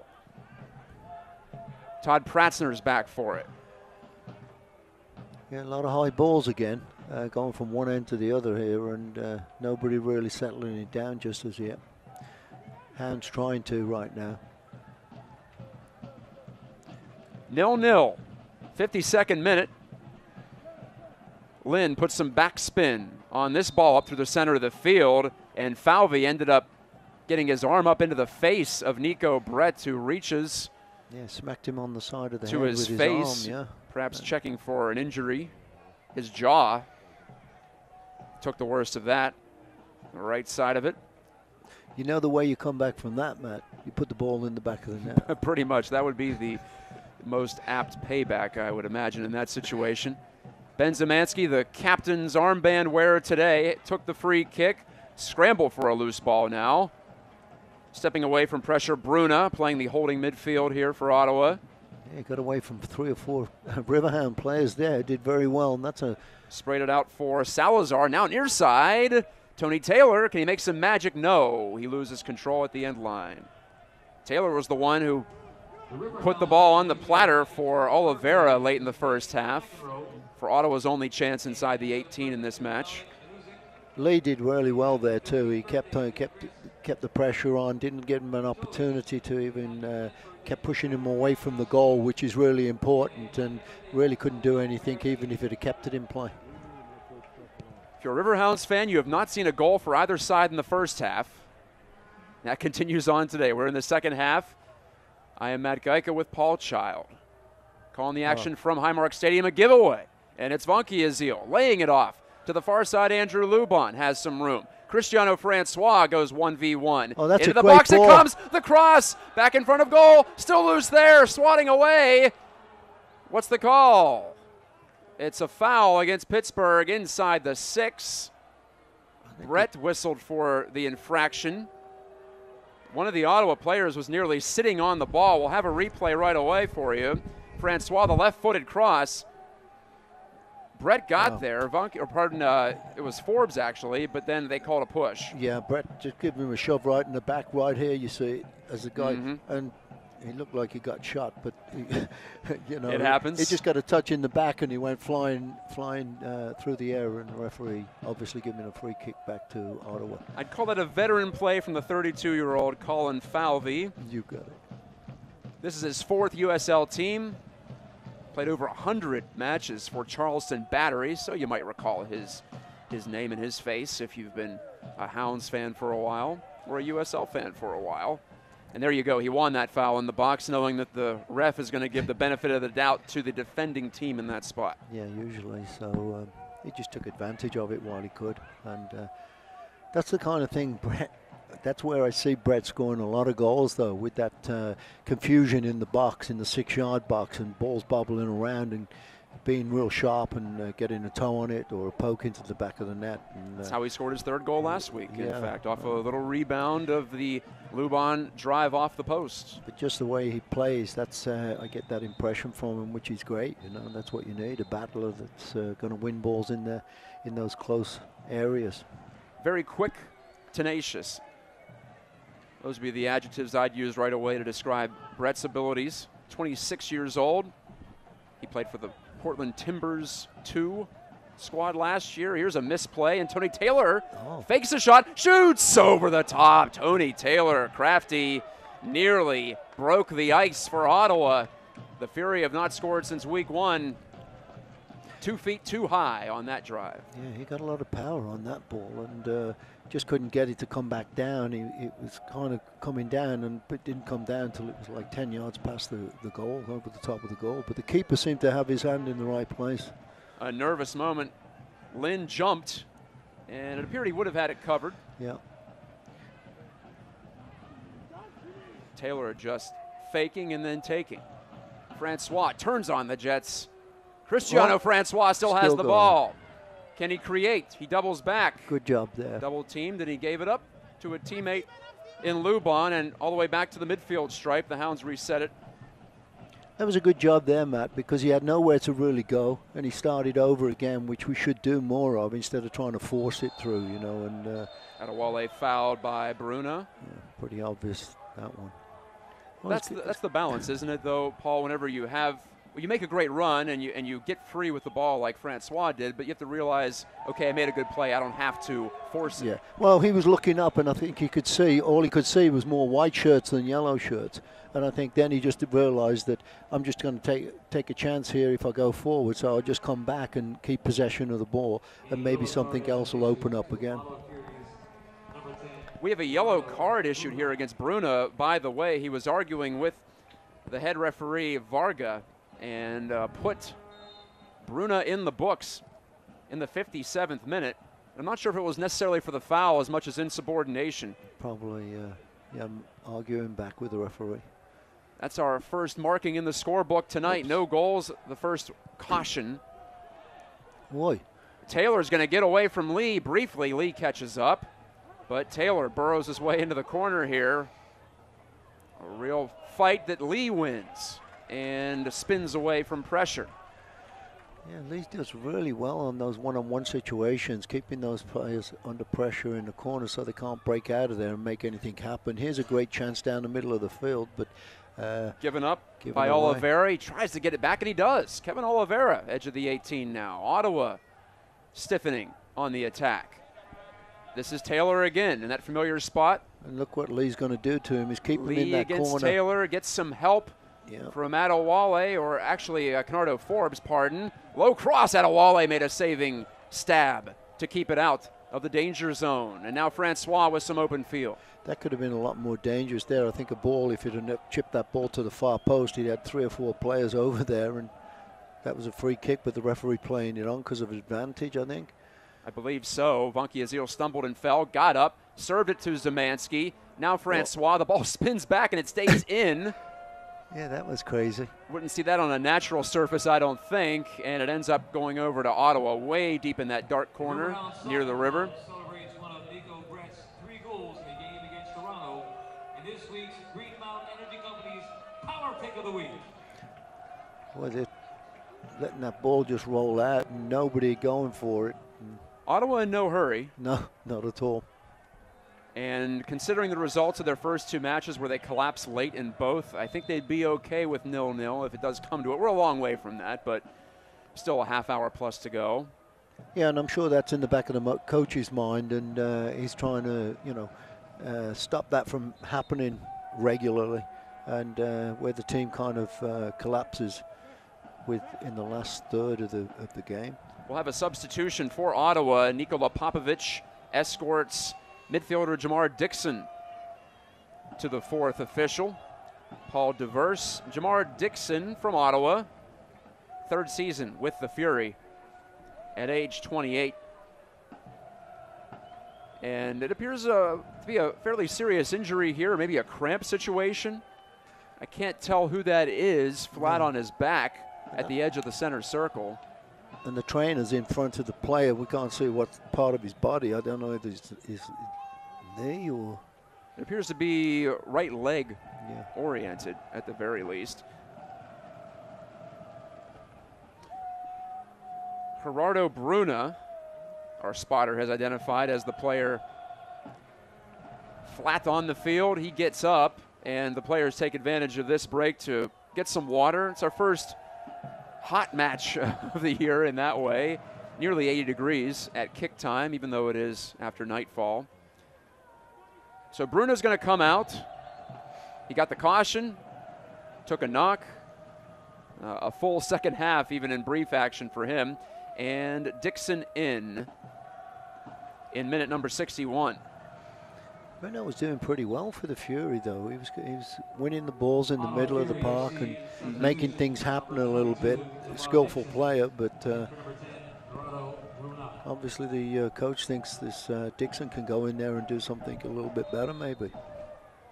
Dixon gets the chance, and it might even be just a concession to the injury or the cramp or what have you there, the medical condition. So you take that into account after an hour of play. If you are Coach Popovich. Popovich assisted by Victor Opong, part of the traveling party for the team from Canada's national capital, Ottawa.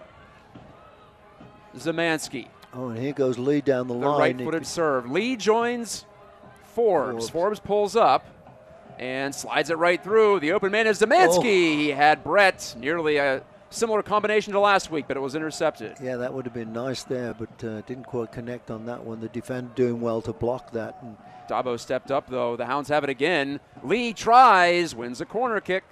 Yep. Corner kick, number 4 in the match. Comes just past the hour mark. Will this be the one? The Steel Army chanting. The Hounds independent supporters section down to our right in the Paul Child stand. Still looking for that sign that identifies it as such, though. Forbes going over the top. And a corner on the other side now. It will be. It was defended well. Again, the ball too long again, Matt, though. You know, it's kind of like going 10 yards past the goal. And for anybody, they're all going forward and then to check back and get to that ball. Trying again low, a quick corner and cleared out by Portilla. You're right, though. On the first corner, the only man in the area was Todd Pratzner, the defender. Ball's back. Another quick restart for the Riverhounds here. Boy, there was two. And it could be a foul, could be a corner. Corner kick. It's going to be a third consecutive corner in quick succession. Cristiano Francois is going to put the ball on the spot. Now we've got to take advantage of this and get a good cross in to create some problems for Ottawa and get a shot on goal. The chances have been there. The execution not. This one's a little deep too, and Forbes is going to have to chase to keep it. Well, he doesn't have to. It was off an Ottawa head, so he'll just hold for the throw. Lee right back to Forbes. Couldn't navigate the slalom course laid out there by the Fury. Lee with the toss back into play, and the Hounds work it around. Zemansky got clipped on the back of the ankle, and that's a foul. By Dixon, the player just got in. Obviously, these guys that just get in, they're all hyped up and ready to go, and they give some silly free kicks away sometimes, but that's the adrenaline flowing, and now maybe we can get something out of this free kick. We've seen Zemansky show an ability to get open in tight spaces. He did there again, and forced Dixon to feel compelled to foul him. Zemansky waves the players forward. Oh, nice. Here's a ball. good spinner, back post, off the post, and in! It's a score. No, the flag is up on the far side. They're going to take it away. I think Pratzner could have been offside there. Well, there's going to be a discussion here. But I don't know. Referee Varga is going to go talk it over with Curvin Moon, who has his flag up. He must have been in an offside position before the ball hit the post, though. Because if it hits the post and comes out, he has to be in the offside position. Correct. It has to be on the initial. Oh, the goals. Is it a goal or no? No. They have not awarded the goal. It will be an offside. They might want to let the PA announcer know they're playing the goal song here, Chelsea Dagger at Highmark Stadium. But it's not going to count, folks. What a wild scramble around the net. Zemansky served it in, and it did look like Pratzner was the man who ended up finishing it, and yes. It was offside when the ball. When it was struck. It only counts when the ball is struck, and he was a step ahead. according to that replay. So a good call. Yeah, even though he came off the post, it was in an offside position when the ball was struck, and it wouldn't count. So. Dos Santos is into the game. Out of the game rather. Dos Santos out, and Carl Haworth, 28-year-old veteran from England, 5th year with the Fury, the longest tenured player on Ottawa. We're going to take a second look at that offside, by the way. Flag up here, offside against Ottawa on the restart. Haworth in for Dos Santos. Dos Santos hasn't done much in this match. To be quite honest, he's still scoreless on the season. Riverhounds, well, they have to put their frustration aside. It appeared to be the proper call. Substitution number 9, Todd Pratzner, and it appeared that the way that Szymanski took that kick, he had a bit of a stutter step. I think that threw the timing off for Pratzner. He thought Szymanski was going to boot it a little bit quicker than he did. Yeah. Yeah, he was in an offside position from the kick, actually, like you say. But then when it hit the post, he was in an offside position when the ball was kicked. Once it hits the post, yeah, you're fine at that point. It's a free game, free ball. Fair game, I should say.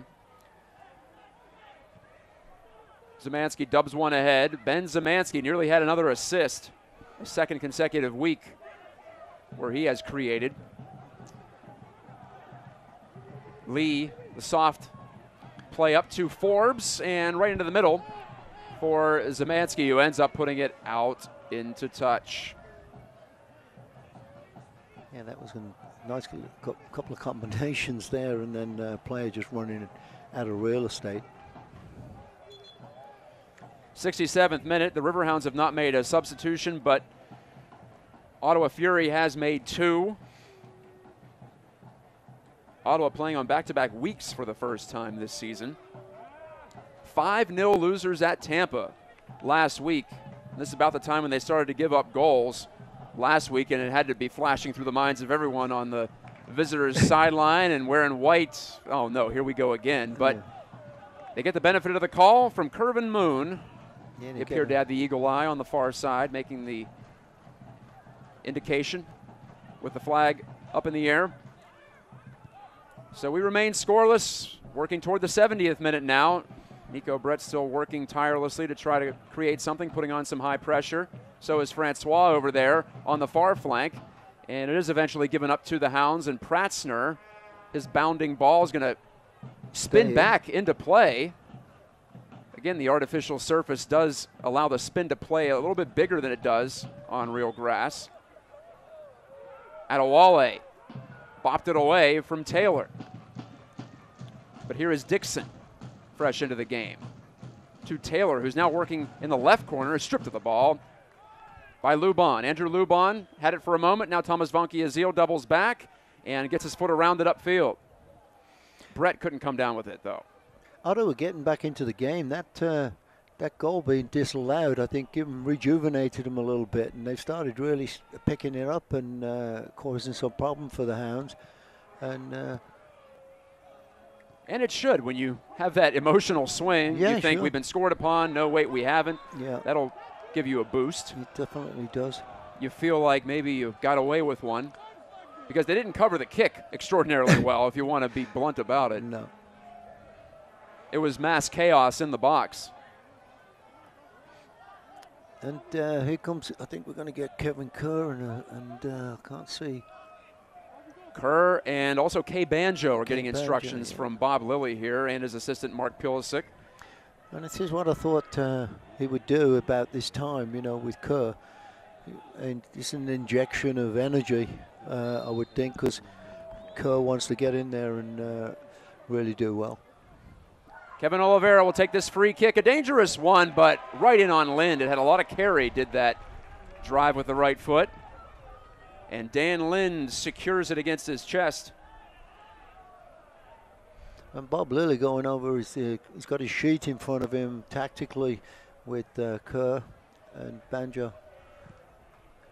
It's quite the cram session here. Wouldn't it be something if Kerr comes in after not starting for the first time in at least a couple of seasons? I can remember him not starting for the Riverhounds when he was available. He's missed some games due to injury yeah. and he had a visa situation related to games in Canada a couple of years ago. He couldn't play in Toronto or Montreal, but in this case, the coach's decision to not start him, but he will make another appearance. It'll be his 135th Riverhounds appearance. Third all-time in the annals of this franchise, which was established in 1999. Zemansky, well, does he have some magic on that boot again? He'll try another low one. It's headed into the air. Crapo with two hands for safety. Yeah, no problem with that one. Kay Banjo is going to go in for Francois. That's what we're hearing down at the scorer's table. And we'll relay along the information on Kerr's imminent arrival in just a bit.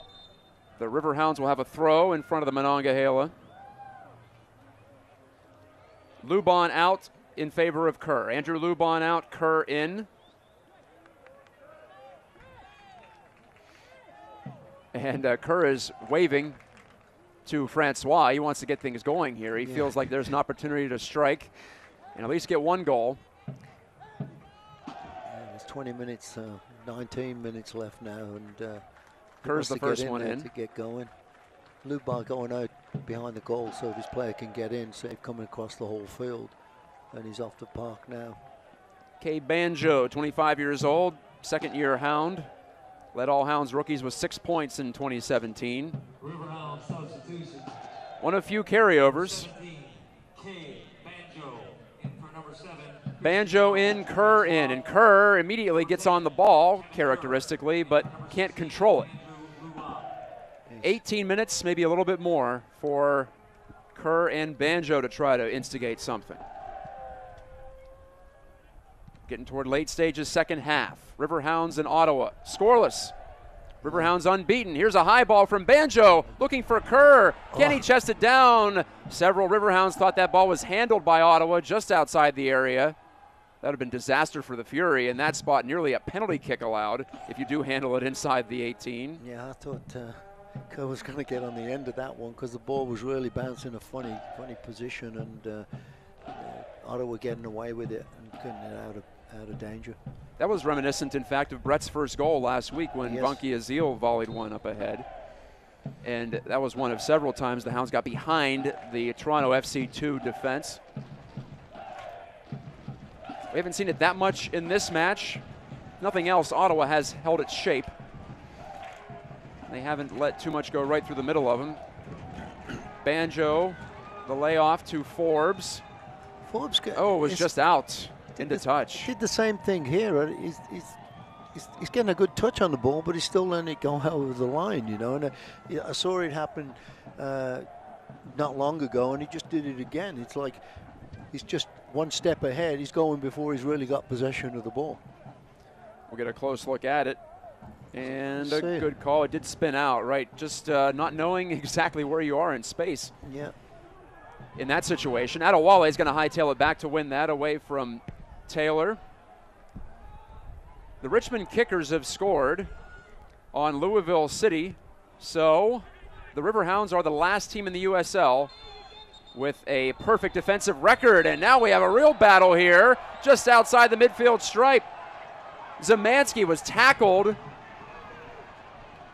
by Christian Portilla, who is now separated from Zemansky, and what will be the judgment here from referee Varga. It's getting heated at the sideline. Fans starting to chirp too. Kevin Kerr pointing some things out to Varga. Zemansky, the Hounds captain, that was like a rugby tackle, just about 15 feet inside the sideline. No cards yet or anything. The fourth official, Paul DeVers, is going to lend his opinion, his observation. Extra pair of eyes. Well, he was closest. I just saw the end of it. I saw Portilla drive Zemansky to the turf. And now Portilla and Zemansky are going to be called together, and it looks like it's going to be a talking to and not. No, they're going to get yellow cards. They are going to get yellow cards. I couldn't tell if they were just going to be lectured here. They both get a yellow. Owen Portilla is still chirping, and if he doesn't be careful, he's going to be tossed from this match. Portilla pulled away by his teammates at the last possible moment. I thought he was lucky there that the referee didn't eject him, because he just did not let up. And I've done it myself a few times. And spoken from experience, I suppose. Yeah. 75th minute yellow cards for Ben Zemansky of Pittsburgh and Christian Portilla of Ottawa. Fury FC, showing some fury, in fact, literally in this case. And I didn't see any of the infraction or what happened, and I don't think we even got it on camera. But next thing we saw, both of them rolling around on the ground as if tensions build, and the Riverhounds, in fact, will get the benefit of the doubt here, and they'll get the ball on the restart. And the man who was involved in all of it, Zemansky, will have the first touch in the 76 minutes. That should spice some things up a bit. Brett nods one down. He was hit from behind, but play continues. Ottawa's gotten into some trouble in recent weeks. Their veteran defender Onua Obasi is suspended for 3 games for stomping on a Tampa Bay player last week. And here's a replay. He's just thrown the assistant coach out because he was holding the ball and delaying the game. How about that? Victor Opong is going to be sent to the locker room here, and he's pointing at the official. Laurent Varga, the head referee, has sent the assistant coach Victor Opong off. I don't know. And Bob Lilly has an early handshake with Opong. It's getting hot, getting controversial. Joe Holland's about to check in for the Riverhounds, by the way. And we have our cameras right on it. Yeah, Opong fighting with Lee for the ball. I'm not sure that's appropriate, and that's why the boot was given to him. Official, the assistant. Holland is in, and Zemansky is out. Third sub for the Hounds in the 78th minute. Hopefully we can get back to some soccer now. I would love it. Yeah. I would really enjoy that, because it's got crazy, and now very crazy. It's not emotionally charged, but you know what? Sometimes it can add to it. It can give this match an extra shot of adrenaline here. Well, this is where both teams have got to be careful, because you can do something really silly, and the referee now is jumping on everything, because you can see he's given a free kick right away, and he's obviously going to be watching for every little shove, touch, and what's going on. So you've got to be careful where you do something like that. Joe Holland, former 10th overall pick of MLS last year. The high bender, back post, Crépeau absorbs. A little too high, allowed Crépeau to track it down. Yeah, any of those real high balls in, as I say, we don't have anybody that's going to get over the top of this keeper. And it's just really a waste when you hit it that high. It would have better been a driven ball. Nearing the 80th minute in Pittsburgh. No goals on the board. Stop us if you've heard that one before this season. But the Hounds have not yet conceded.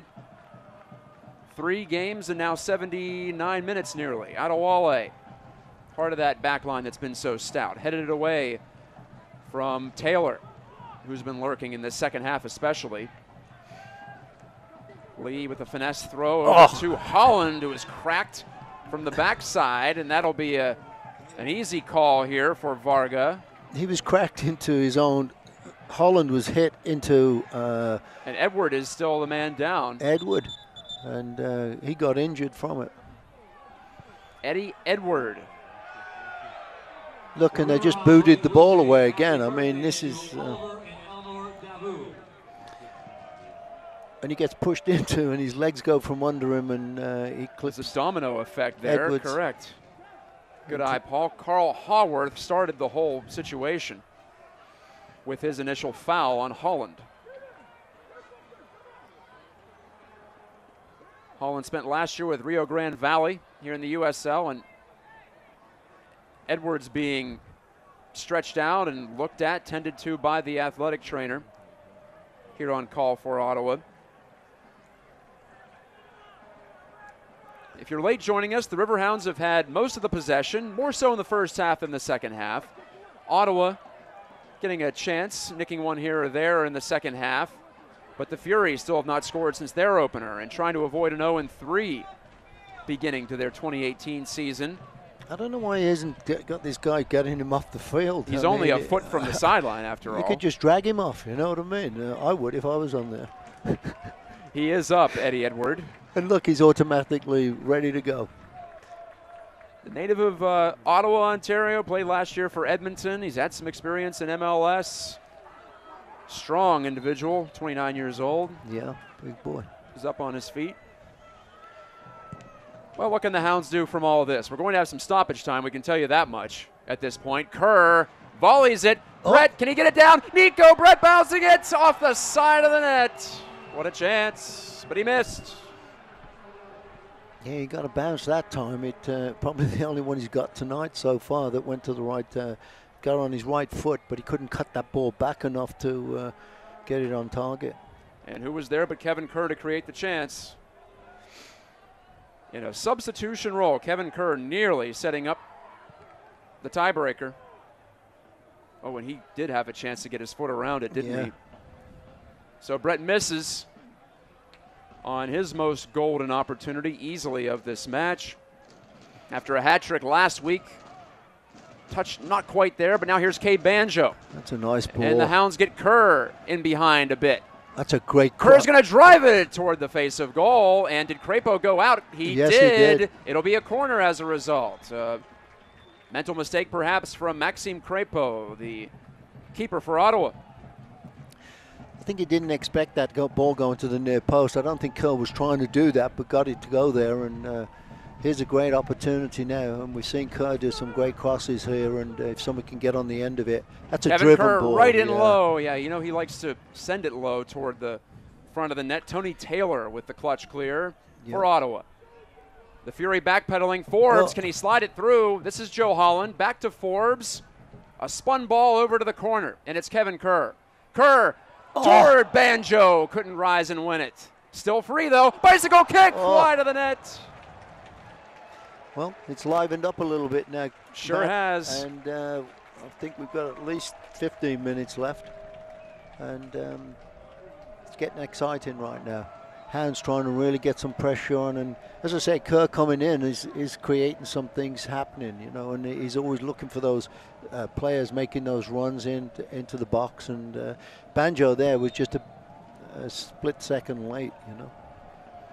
He was in the right spot, and Kerr saw him. Yeah, the defender did well, making it difficult for him. A well-played ball, and now Ottawa reeling a bit here late. It'll be a goal kick for Pittsburgh, just barely. Went to the left of the corner flag. Did that errant long ball. And we'll have a fourth sub here. Reed will come in. Banjo whiffed on the header meanwhile. Cade Banjo gets a second chance at it. The layout wide to Kerr. Right back into the mix. And Brett missed it, but it's a corner. It was off of an Ottawa player last. Brett causing trouble, slicing into the box several times tonight. Corner number 7. And Ottawa taking as much time as they can, taking the air out of this this game. The player's lost his shoe and now just sat down and brought it back on the field, sat down and putting it back on. And Kerr is antsy at the far corner too. He wants to launch this one, and he's protesting to Kervin Moon that the restart's taken too long. Look at this guy.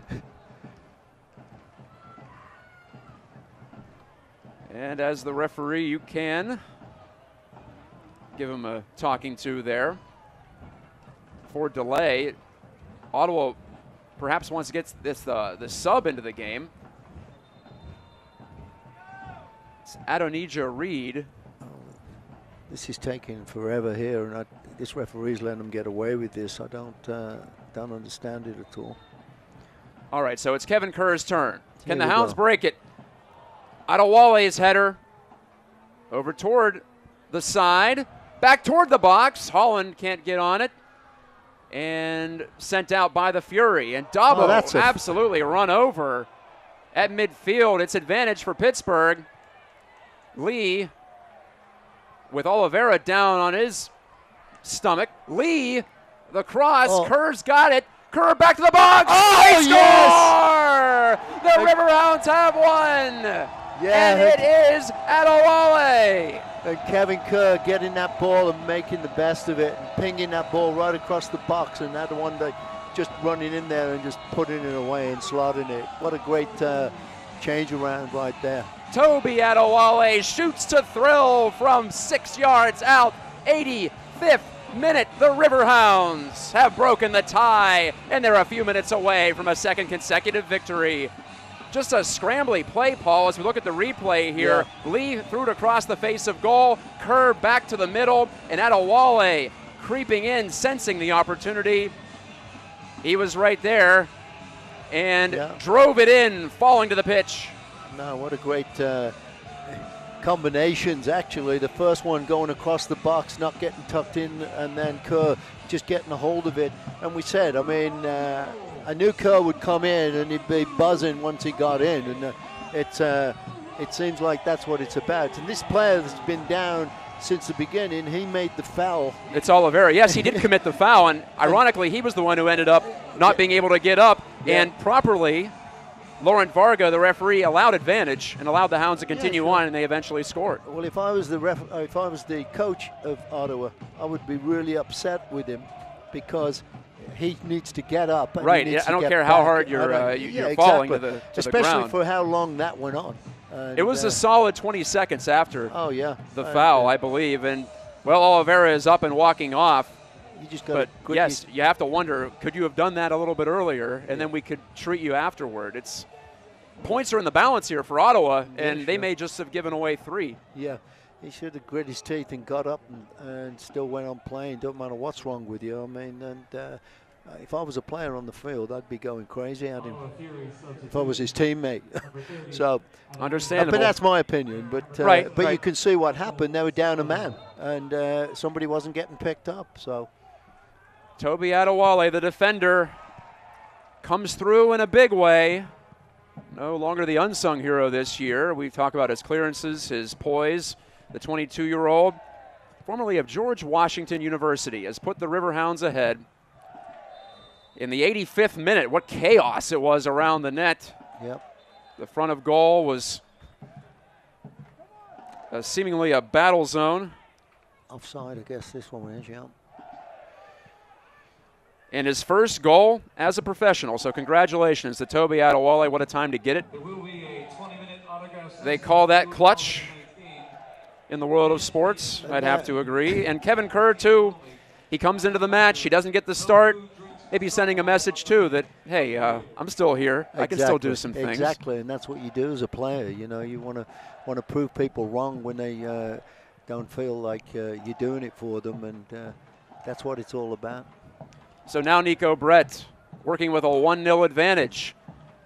And the balance here for the Hounds, last week they poured it on after getting the first. This time, with it being so close to the end and it being so tight, we might see more of a defensive posture. I suppose we'll find out. There's going to be plenty of stoppage time. We know that. Yeah, I think there's going to be about 4 or 5 minutes, to be honest with you, Matt. So there's still, there's plenty of time here, 7 minutes or so. We just don't know for sure yet. But now the Hounds will go into a kind of, I'm sure, a defensive mode and don't want to take any chances, but I'm sure they will if they can. Crapo is going to push his teammates upfield. Maybe he'll get involved if there is a set-piece situation in the coming minutes. Holland volleys it away right to the edge of the center circle. So we had plenty of action not related to soccer for a bit there. We had a rugby tackle in the middle of the field. 3 yellow cards handed out, and then eventually the goal from Toby Adewale, his first as a professional.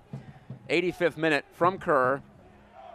And Lee, give him credit too for belting it right back across the front of the net. No, Lee did a great job. He pushed all the way up there and got on the end of a 1-2 combination in the corner here, and did a great job hitting that ball across the box. Dan Lind, he's going to want to try to keep this as far away from his net as possible the rest of the way. A half minute to go before a stoppage will be kicked in. 8 minutes. That's the longest I've ever experienced as a broadcaster in these 3 years I've done it, and it's hard to argue with it. Yeah, there's been a lot of wasted time, especially when those players were down and taken off, and then the yellow cards took forever, and then the free kick situation, and the player down with his boot that was off, and so a little bit longer than I thought it was, but that's what it is. And now this is when the Hounds have got to. Could be a bumpy ride to the finish. Yes, We're really testing our producer Ryan back in the studios. He does have an 8, as it turns out, for the stoppage time indicator you see at the top of your screen. And Kerr getting another smart play there. Corner kick. Getting a corner kick from nothing. He saw nothing was on, so he just whacked it at the defender and got the corner kick. 9th corner for Pittsburgh, and I don't believe Ottawa's had a single one, according to my unofficial scorekeeping. They're going to take a short one here, which is different. And maybe they don't want to trigger the counterattack, so they're going to play it safe. But I don't think they realize there's 8 minutes left. Maybe they don't. See, I think this is what needs to be relayed into them, because they've got more time, and this is not going to. They might take one here. Now they find out. Yeah, exactly. The PA announcer here at Highmark Stadium declares it. I don't even know if the players are so locked in sometimes. I'm sure they don't even hear certain things that are said. So, and they wouldn't know, though, Matt. You don't know unless you're going out. You could ask the referee how long's left, and they sometimes tell you, sometimes they won't. But 9 times out of 10, you're just into the game, and you're just thinking, well, the 90 minutes are up. I've just got to, just got to hang on for run another this clock second out, or two. So. Holland overtaken and lost the ball. The Hounds played it short again. They got another corner, their 10th of the game. Look at Holland backtrack, and he committed the foul. He says it was a legal challenge. Boy, I don't think Varga doesn't agree as Reed went stumbling. Think it was, but I'll tell you what, he made a great effort to get back there and break that up. This guy was on a yellow fly. card has been issued to Holland. I think it was Holland. I just looked up and I saw the yellow flash. Two cards, for each side. Into the box. And Ray Lee right there to get his left toe in there. Pratzner, got the yellow card. I didn't see for what, maybe I think arguing. He was arguing. Holland's got a nasty limp. He's limping all over the place. He might need to be replaced, actually. This is an opportunity for Bob to put, I don't know if he's got another defender down here. Well, he took the worst of that, ironically, considering he was the one who committed the foul. Yeah. And he was the one who turned it over, so there's no greater motivation when you turn one over than to sprint back. It applies across all sports. You make a mistake, you're the most determined person to make up for it. Sure. Well, now we're going to try some combinations, our Ottawa, and Taylor gave it up. Forbes pushed it right back to the Fury back line. Adewale screens out. One of the I'm guessing Fury Lynn players. might have. That was a good job by the goalkeeper, because somebody must have said something, or Adewale thought, this is your Lynn, had called him, because they didn't have any communication problems there, and he just came out and picked it up. And here they go again down this left-hand side. Lee to Brett, and chopped down, actually. Clipped his foot, did Edward. And a yellow card again. A third yellow to Ottawa on the blatant foul. Yeah, that was too obvious there. I mean, I don't know if Brett got really hit, but 94th minute yellow card for Eddie Edward, the alliteratively named defender for Ottawa Fury. And there you see Brett going down. Brett now inside the touchline and offside. The flag is up all the way over on the far wing.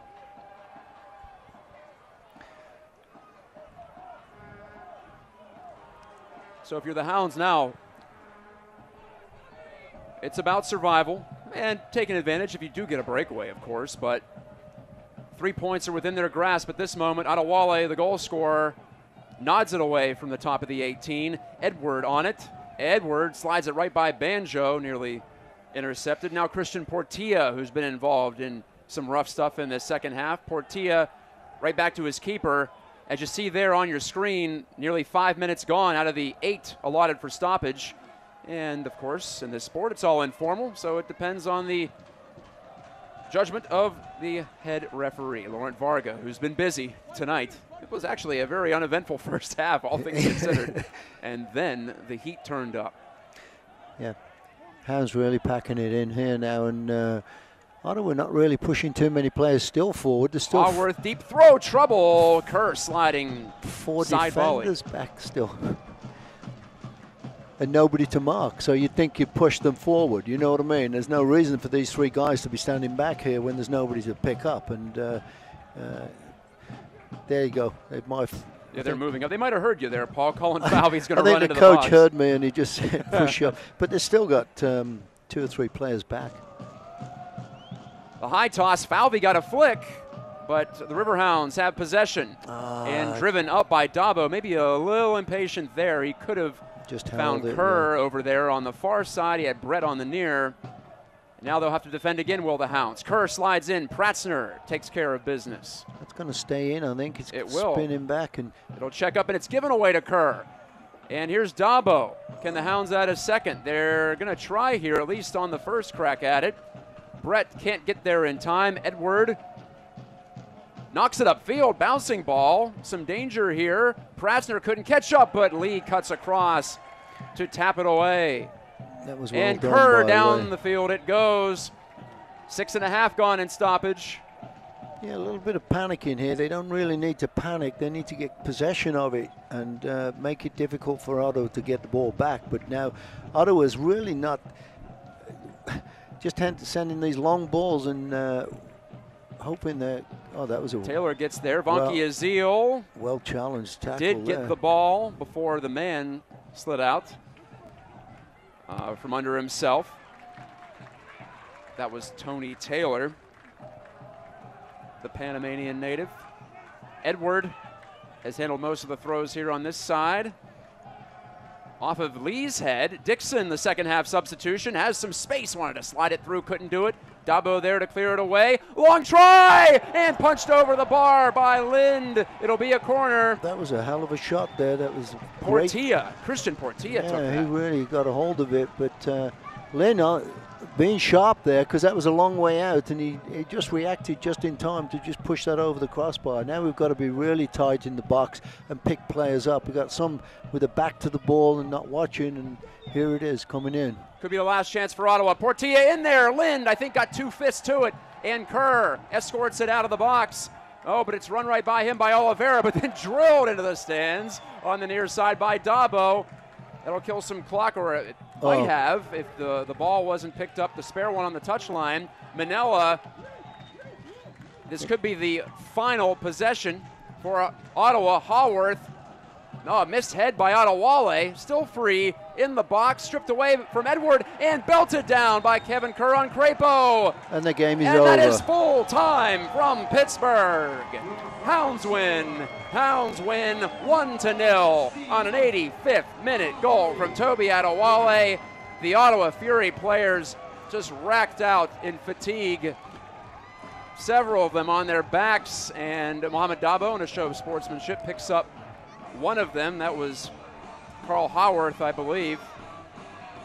Well, they definitely made a go of it. The Fury there at the last 5 minutes or so, they were really putting some pressure on the Hounds, and the Hounds feeling it. You could see the panic and the rush and giving balls right back to them instead of, like I said, he's trying to take the air out of it and just slow it down and keep possession. But Ottawa forcing them into knocking the ball and winning possession of it again and trying to get balls into the box and create opportunities to score. Well, a real test for the Riverhounds when it comes to protecting a lead. They had about 13 minutes after the goal was scored by Adewale to protect it, and they did ride that bumpy roller coaster all the way to the finish line. The Riverhounds now 2-0-2, still unbeaten, still unscored upon. The only team in the USL that can say that. Ottawa Fury going to limp home to TD Place at 0-3. We will return with highlights and, yeah, some of that rough stuff coming up too. After the break, plenty to talk about. My goodness, action on the sideline too. Matt Geica with Paul Child. We're exhausted, but we'll catch our breath and come on back in a second.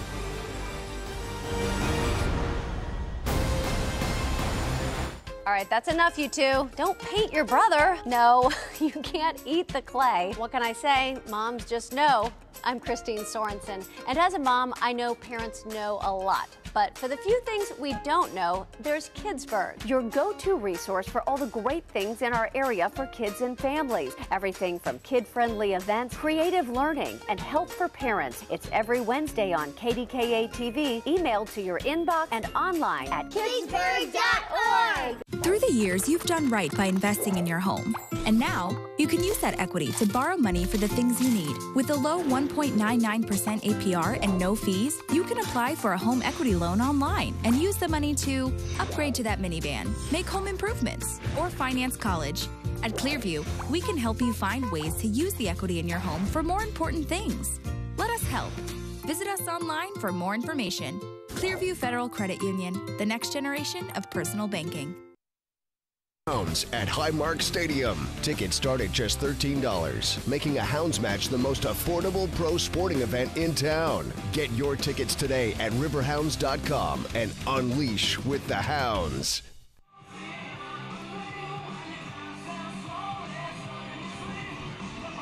Here we go. Bob Lilly having a on-field powwow with his club after the match.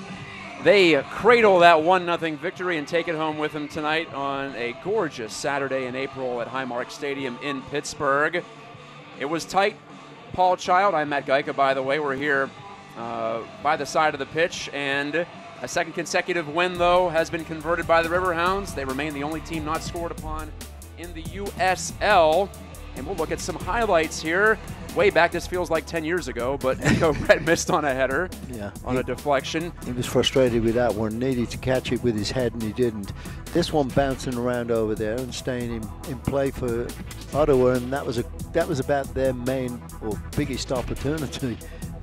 In the first half, at least. Yeah, for sure. Some missed chances, and then here we go in the second with the Hounds attacking toward the front office building, the administrative building. Lee to Brett and robbed by Crepo, his best save, just scrambling out. Zemansky, this is when we thought the ice was broken. But you could see he was in an offside position when the ball was kicked. Even though it hit the post and come back out, Correct. He's still offside. Right, So it doesn't just to matter. There's explain no that, reset there. No. So more close calls and then some Then the different rest. kinds of closeness at the midfield stripe. Zemansky looks like he's terrified of Portilla as we take a look at that replay. This is like WWF, isn't it? It was a little bit. Where's the steel chair on the Ottawa sideline? And there's the assistant coach, Victor Opong, was tossed for wrestling the ball away from Ray Lee. And here was Ray Lee into the box, bending it across. Kerr to Adewale. I said from 6 yards out with my initial call, that was more like 3. He was right there with his nose on the goal line. Definitely. To pop it in. And credit to Lee and Kerr making that happen, and that player just being in the right spot at the right time and just poking it away. Back at midfield, meanwhile, you saw the Ottawa player writhing in pain, Kevin Oliveira.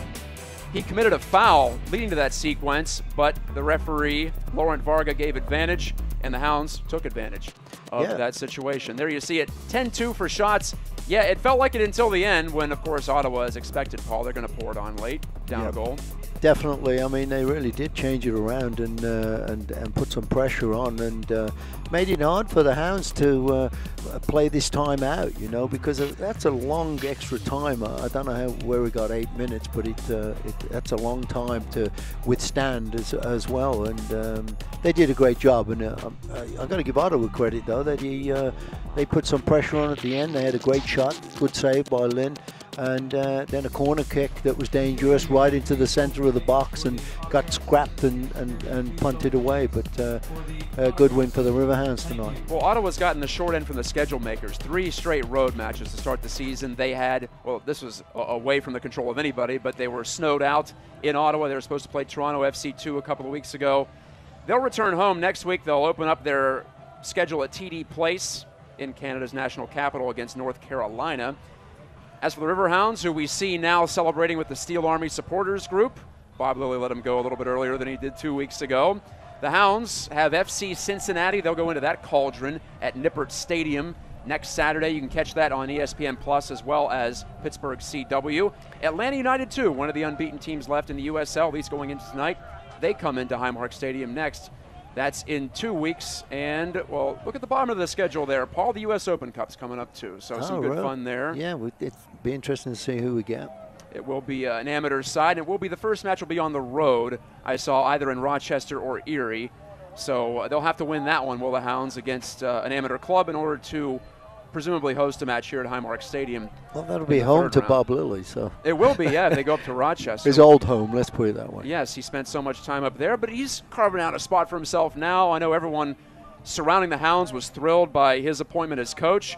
And, well, as we said in the pregame, as promised, they've delivered. The only team yet to be scored on through 4 matches through 5 weeks in the USL. The Hounds at 2-0-2. And the Ottawa Fury at 0-3-0. Hope you had fun. I know Paul and I did. I know we kept Ryan alive down there in Fort Lauderdale at the production offices. Chris DeVivo also helping out. We'll talk to you in 2 weeks here from Highmark Stadium for another Royal Rumble here in the USL. Riverhounds and Atlanta United 2. Good night. Good night.